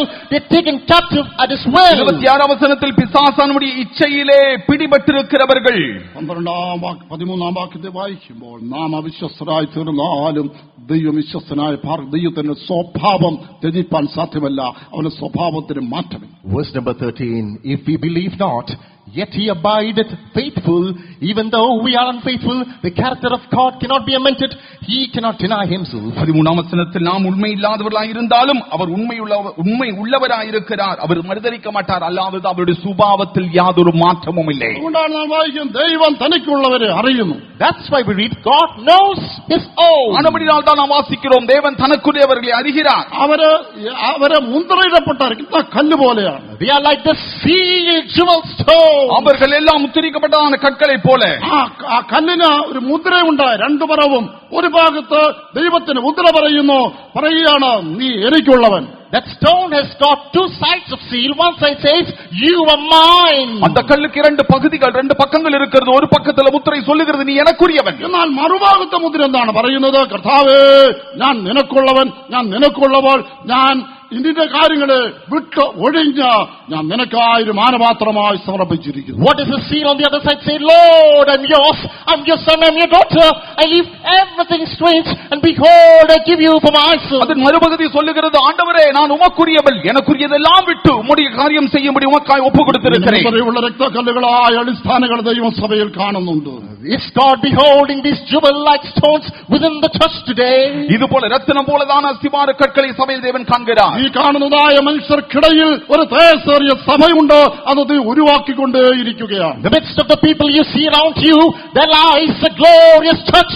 God is evolving it. காண்கிறதான இந்த ஜனத்தின் மத்தியிலே விலையேறப்பட்ட மகிமையான சபை இருக்கிறது. தேவன் அதை உருவாக்கி கொண்டிருக்கிறார். യെശയ്യാ പ്രവചനം 58 അധ്യായം 12 വാക്യത്തിൽ വായിക്കുന്നത് പോലെ, As we read in Isaiah 58:12. യേശയ്യാ 58:12 വാസിക്കുന്നത് പോലെ, കേടുപോക്കുന്നവനും അടിസ്ഥാനങ്ങളെ കെട്ടിപ്പൊക്കുന്നുള്ള നിനക്കൊരു പേര് കിട്ടും. And those who build up the old waste places, raise up the foundations, they shall be given a name. பாலானவர்களை சீர்திருத்துகிறவன் என்றும் அஸ்திபாரம் விடுகிறவன் என்கிறதான பெயர் உனக்கு உண்டாகும். ഇതിനകത്ത് അവൻ ചില ആളുകളെ കാണുന്നു. He beholds some in this congregation. இதற்காக சிலரை தேவன் காண்கிறார். നെഹെമ്യാവിനെ പോലുള്ളവരെ, People like Nehemiah, நெகேமியாவை போன்றவர்கள், എസ്രായെ போലുള്ളവരെ, people like Ezra, எஸ்ராமை போன்றவர்கள், തിരുബാബലിനെ പോലുള്ളവരെ, men like Zerubbabel. യെരുബാബേலை പോன்றவர்கள், അവരെ കൊണ്ട് ദൈവം ഒരു വലിയ വേല ചെയ്യിപ്പിക്കാൻ പോകുകയാണ്. Through them the Lord is going to do a great அவர்களை work. கொண்டு தேவன் பெரிய வேலை செய்ய போகிறார். അവരിലൂടെ ദൈവം ഒരു വലിയ ഉണർവായിക്കാൻ പോകുകയാണ്. Through them the Lord is going to send a storm of revival. பெரிய எழுப்புதலை அனுப்ப போகிறார். അവൻ നിന്നെ തിരഞ്ഞെടുക്കുന്നു. Behold, he elects you. அவர் உன்னை தெரிந்தெடுக்கிறார். ദൈവത്തിന്റെ മുദ്ര നിന്റെ മേലുണ്ടോ? Child of God, the seal of God is stamped upon you. தேவனுடைய பிள்ளையே, தேவனுடைய முத்திரை உன்மேல் இருக்கிறது. മകനെ നീ എനിക്കുള്ളവൻ, മകളെ നീ എനിക്കുള്ളവൻ. He says, son, you're mine, daughter, you're mine. அவர் சொல்லுகிறார், மகளே, மகளே, நீ எனக்குள்ளவன். നീ എന്റെ മുദ്രയുള്ള രക്തക്കല്ലുകളായ അടിസ്ഥാനമാണ്. You are my seal jewel, my foundation. நீங்கள் என் முத்திரையை பெற்றதான ரத்தின கற்கள். നിന്നെ കൊണ്ട് ഞാൻ പുതിയ യെരൂശലേമിനെയും സിയോനെയും പണിതുയർത്തും. Through you I will build up New Jerusalem and Zion. உங்களை கொண்டு புதிய எருசலேமை சீயோனை நான் கட்டுவேன். ഞാൻ അതിനായി നിന്നെ തിരഞ്ഞെടുക്കുന്നു. Lord, I choose you for that. அதற்காக நான் உங்களை தெரிந்தெடுக்கிறேன். ഞാൻ നിന്നെ ഉപയോഗിക്കും. I will use you for that. அதற்காக நான் உங்களை உபயோகிப்பேன். നിന്നെ നശിപ്പിക്കുവാൻ ഒരു ശക്തിക്കും സാധ്യമല്ല. No power can destroy you. ஒரு வல்லமை உன்னை அழிக்க முடியாது. ദൈവം തനിക്കുള്ളവരെ അറിയുന്നു. അവർ എല്ലാ നീതിയും വിട്ടുകൊണ്ടുള്ളട്ടെ. God knows his own. Let them leave all unrighteousness. தேவன் தமக்குள்ளே அவர் அறிகிறார். எல்லா அநீதியும் விட்டு மாறுவார்கள். സ്തോത്രം. ആമേൻ. നമുക്കെല്ലാവർക്കും കണ്ണുകൾ അടയ്ക്കാം, മുടങ്കാലിരിക്കാം. Shall we all close our eyes, be on the knees? ഒന്ന് എഴുന്നേറ്റ് നിന്നാലും കുഴപ്പമില്ല. It's better that all of us rise. கண்கள் அடித்து எழுப்பி நிற்போமாக. മുദ്രയുള്ളവരെല്ലാം കുറിച്ച് മുൻപോട്ടേക്ക് വന്നാട്ടെ. Oh, this was sealed, step forward. முத்திரை உள்ளவர்கள் முன்பாக வாருங்கள். അവർക്ക് ദൈവം ഒരു പ്രത്യേക അഭിഷേകം കൊടുക്കാൻ ആഗ്രഹിക്കുന്നു. The Lord is going to give them a special anointing. தேவன் அவர்களுக்கு ஒரு விசேஷ அபிஷேகத்தை தருகிறார். ദൈവം ഇതിനെ ഉപയോഗിക്കാൻ ആഗ്രഹിക്കുന്ന വ്യക്തികളുണ്ട്. അവർക്ക് ദൈവം ഒരു അഭിഷേകം കൊടുക്കാൻ ആഗ്രഹിക്കുന്നു. God wants to use them. The Lord is going to have a special anointing upon உங்களை them. உபயோகிக்க தேவன் விரும்புகிறார். அப்படிப்பட்டவர்களுக்கான விசேஷ அபிஷேகம். നിന്നെ അവൻ അഭിഷേകം ചെയ്ത് അയക്കാൻ പോകുന്നു. He is going to anoint you and set you off. கர்த்தர் உன்னை அபிஷேகத்தை அனுப்ப போகிறார். മുമ്പുണ്ടായിരുന്ന ഇടിഞ്ഞുപോയ അടിസ്ഥാനങ്ങൾ ദൈവം പണിയാൻ പോകുന്നു. Through you, God is going to build up the broken foundations. இடிந்து போன அஸ்திபாரங்களை உன் மூலமாக தேவன் கட்டி எழுப்புவார். മുമ്പുണ്ടായിരുന്ന പ്രാർത്ഥനാ ജീവിതം, The power of a life of prayer. முன்னுண்டாயிருந்த ஜெப ஜீவியம், മുമ്പുണ്ടായിരുന്ന വിശ്വാസ ജീവിതം, The power of faith life. முன்னுண்டாയ விசுவாச ஜீவிதம், മുമ്പുണ്ടായിരുന്ന ഒരു അഭിഷേകം, The power of an anointing. முன்னாட்கள் இருந்த அபிஷேகம், മുമ്പുണ്ടായിരുന്ന കൃപകളും കൃപാവരങ്ങളും, The power of gifts and graces. முன்னாட்கள் இருந்த கிருபை வரங்களும், അതിനെ ഏൽപ്പിച്ചത് നീ വിട്ടുകളഞ്ഞതുമായ ശുശ്രൂഷ, The power of ministries God has given you and you left it தேவனுக்கு all. ஒப்புவித்ததும் நீ விட்டு விட்டதுமான உன்னுடைய ஊழியம் വീണ്ടും നിനക്ക് നന്നായിക്കുവാൻ ദൈവം ആഗ്രഹിക്കുന്നു. Once again to give it to you and set you off. Lord, Lord. மறுபடியும் உனக்கு தரும்படி தேவன் விரும்புகிறார். അവൻ നിന്റെ ഒരു അടിസ്ഥാനമായി മുദ്രയുള്ള ഒരു രക്തക്കല്ലായി തെരഞ്ഞെടുത്തിരിക്കുന്നു. He has chosen you as a foundation, as a sealed stone. அவருடைய அஸ்திபாரமாய் முத்திரையில ரத்தின கல்லாய் ഞാൻ தெரிந்தெடுத்திருக்கிறார். അഭിഷേകം ചെയ്ത് പറഞ്ഞയക്കുന്നു. I send you with an anointing. நம்ம அபிஷேகத்துனை அனுப்புகிறேன். പ്രിയ യവനക്കാരാ, ഞാൻ നിന്നെ തെരഞ്ഞെടുക്കുന്നു. നീ പോയി നിന്റെ പ്രായത്തിലുള്ള യവനക്കാരുടെ മധ്യേ ഒരു വലിയ പ്രവൃത്തി നിന്നെ കൂടെ ചെയ്യിപ്പിക്കാൻ പോകുകയാണ്. Youngster, I choose you and send you. I'm going to do a huge work in the midst of the youngsters. வாலிபனே, நான் உன்னை தெரிந்தெடுத்து அனுப்புகிறேன். உன்னுடைய பிராயமுள்ளவரிடத்தில் நீ போய் ஊழியம் செய். പ്രിയ സഹോദര സഹോദരി, അവൻ നിന്നെ അഭിഷേകം അയക്കുന്നു. നീ ആയിരിക്കുന്ന ലോക്കൽ സഭയിൽ നിന്നിൽ ആരംഭിച്ച് നിന്നിൽ കൂടെ ഒരു വലിയ പ്രവൃത്തി ദൈവം ചെയ്യാൻ പോകുന്നു. Brother and sister, he's going to arrange you and send you off in a local church through you. He's going to do a great plan. சகோதரனே, சகோதரியே, நான் உன்னை அபிஷேகத்தை அனுப்ப போகிறேன். நீ இருக்கிற சபையிலே உன் மூலமாக அஸ்திபாரத்தின் வேலையை தான் செய்கிறேன். നിന്നെ കൊണ്ട് ദേശീയ സഭയെ ദൈവം ഉരുവാക്കും. The Lord will form a glorious church through you. മുന്നുള്ളതാണത് മഹിമயான സഭയെ ഞാൻ ഉരുവാക്കുവേൻ. തിരുബാബേൽ കൈകൊണ്ട് അടിസ്ഥാനപ്പെട്ടിരിക്കുന്നവന്റെ കൈകൊണ്ട് തന്നെ ആ പണി തീർക്കൂ. What Zerubbabel laid the foundation with his own hands, his hands shall finish the work. சர்வாபேல் அஸ்திபாரம் போட்டால் அவன் கைகளினாலே அது கட்டி முடிக்கப்படும். നിന്റെ സ്ഥിതി മാറും, നിന്റെ കുടുംബത്തിന്റെ സ്ഥിതി മാറും. Your state shall change, the state of your family shall change. உன்னுடைய நிலவரம் மாறும், குடும்பத்தின் நிலவரம் மாறும். മക്കളുടെ നിലവാരം മാറും, സൺഡേ സ്കൂളിന്റെ നിലവാരം മാറും. The standard of your children, the standard of your Sunday school shall change. உன்னுடைய பிள்ளைகளின் நிலவரம் மாற்றம் உண்டாகும், சண்டே ஸ்கூல் நிலவரம் மாற்றம் உண்டாகும். യവനക്കാല വസ്തുക്കൾ മാറ്റം വരും. There shall be things in the state of the youngsters in your church. உன்னுடைய சபையில் உள்ள வாலிபர்கள் நிலவரத்துக்கு മാറ്റം ഉണ്ടാകും. ശുശ്രൂഷയ്ക്ക് ഒരു വ്യത്യാസം വരും. There shall be things in the ministry of the workers of God. ஊழியர்களின் ஊழியத்துக்கு മാറ്റം ഉണ്ടാകും. ദേശീയ സഭയെ ഉരുവാക്കി ചേർത്തുകൊള്ളുന്നവൻ വരാറായി. He's going to come together in his glorious church. மகிமையான சபையை உருவாக்கி அதை சேர்த்துக் கொள்ளும்படி ஆண்டவர் வரப்போகிறார். എത്ര മാറ്റമില്ലാത്ത സ്ഥാനം നമ്മൾ കാണപ്പെടട്ടെ. Let's be found in the unchanging foundation of நம்முடைய God. மாற்றமில்லாத அஸ்திவாரம் காணப்படட்டும். മാറിപ്പോയ സ്ഥാനത്തു നിന്ന് തിരികെ സ്ഥാനപ്പെടാം. From the replaced state, let's come back. மாறிப்போன இடத்திலிருந்து மீண்டும் திரும்ப வருவோம். ദൈവം നിന്നിലൂടെ വലിയ വിജയമായി കാത്തിരിക്കുന്നു. സമർപ്പിക്കാം. Through you, God is trying to do great things. Let's yield. உனக்குள்ளாய் உன் மூலமாய் கர்த்தர் பெரிய காரியங்களை செய்ய விரும்புகிறார். സ്വർഗ്ഗപിതാവേ നിൻ വചനത്തിൽ എൻ കാലടികൾ സ്ഥിരമാകണമേ. സ്വർഗ്ഗപിതാവേ നിൻ വചനത്തിൽ എൻ കാലടികൾ സ്ഥിരമാകണമേ. യാതൊരു നീതിയുമീശിടരുതേ. യാതൊരു നടത്തണമേ.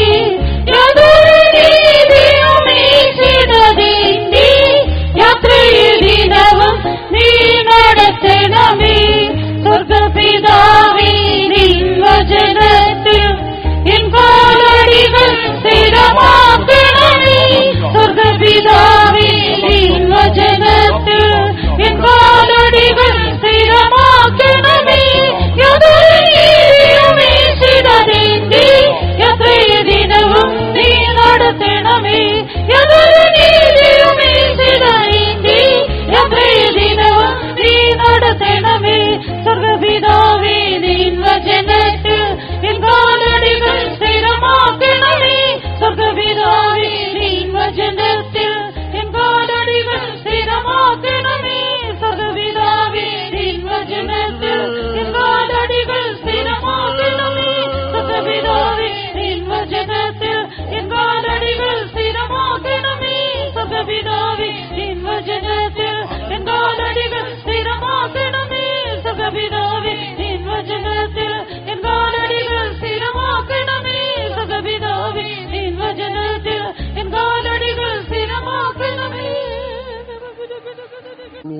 അടിച്ച തിരുവചനങ്ങൾക്കായി അതിന്റെ പ്രകാരം നമ്മളിൽ ആ ദൈവത്തിന് മാറ്റമല്ല അടിസ്ഥാനം കാണപ്പെടേണ്ടതിനും കർത്താവായ യേശു ക്രിസ്തു വരുമ്പോൾ സഭയായി തിരുമ്പി നിൽക്കേണ്ടതിനും നമ്മെ സമർപ്പിച്ചുകൊണ്ട് കരങ്ങൾ ഉയർത്തി സ്തോത്രം ചെയ്യാം. സ്തോത്രം, സ്തോത്രം, സ്തോത്രം, സ്തോത്രം, സ്തോത്രം, സ്തോത്രം, സ്തോത്രം. ഇന്ന് തുടർന്നുള്ള യോഗങ്ങളും അടുത്ത ദിവസങ്ങളുള്ളതായ ആരാധനകളും അനുഗ്രഹിച്ച് കൺവെൻഷനെ 100 മേനി ഫലം നൽകി അമാനിക്കേണ്ടതിനായി സ്തോത്രം ചെയ്യാം. സ്തോത്രം, സ്തോത്രം, സ്തോത്രം, സ്തോത്രം, സ്തോത്രം. പിതാവിനും പുത്രനും പരിശുദ്ധാത്മാവാം ദൈവത്തിനായി സ്തോത്രം ചെയ്യാം. സ്തോത്രം, സ്തോത്രം, സ്തോത്രം, സ്തോത്രം. സർവശക്തിയുള്ള ദൈവമേ, സ്വർഗസ്ഥ പിതാവേ, ഈ രാവിലെ തിരുസന്നിധിയിൽ കടന്നു വന്നു അങ്ങേ ആരത്തെ പന്നു കൃപയ്ക്കായി സ്തോത്രം. അനുഗ്രഹിക്കപ്പെട്ട സാക്ഷ്യത്തിനായി സ്തോത്രം. തിരുവചനങ്ങൾക്കായി സ്തോത്രം. വചനപ്രകാരം അടിയങ്ങളുടെ പണിതുയർത്തി പുതിയൊരു ശിലമായി സിയോനായി തീരുമാനടയാക്കണമേ. കർത്താവെ, അവർ ജനത്തെ അവിടുന്ന് അഭിഷേകിച്ചയക്കുന്നതിനായി സ്തോത്രം. അവരുടെ കുടുംബത്തിൽ, അവരുടെ സഭയിൽ, അവരുടെ ദേശത്ത് ദൈവത്തിനൊരു വലിയ പ്രവൃത്തിയുണ്ടല്ലോ. അവരുടെ ഇടിഞ്ഞുകിടക്കുന്ന അടിസ്ഥാനങ്ങളെ കെട്ടിപ്പൊക്കി നന്നാക്കി അവരെ പണിതുയർത്തി അവരെ കൊണ്ട് ഒരു ദേശേറിയ സഭയെ പണിതുയർത്തുവാൻ ഉപയോഗിക്കേണ്ടതിനായി ജീവിതത്തിൽ പ്രാർത്ഥിക്കുന്നു. ആലയത്തിന്റെ പിമ്പിലത്തെ മഹത്വം മുമ്പിലത്തെ വലുതായിരിക്കും അരുളി ചെയ്തവൻ അങ്ങനെ ചെയ്യും. യേശുവിന്റെ നാമത്തെ പ്രാർത്ഥന കൊടുക്കണമേ. സ്വർഗീയ പിതാവേ, നമ്മുടെ പിതാവായ ദൈവത്തിന്റെ സ്നേഹവും പുത്രനായ യേശു ക്രിസ്തുവിന്റെ കൃപയും പരിശുദ്ധാത്മാവിന്റെ കൂട്ടായ്മയും കൂടി വന്നിരിക്കുന്ന ഓരോരുത്തരോടും എന്നും ഇരിക്കുമാറാകട്ടെ. ഹല്ലേലൂയാ, ഹല്ലേലൂയാ, ഹല്ലേലൂയാ. എല്ലാവർക്കും സ്തോത്രം.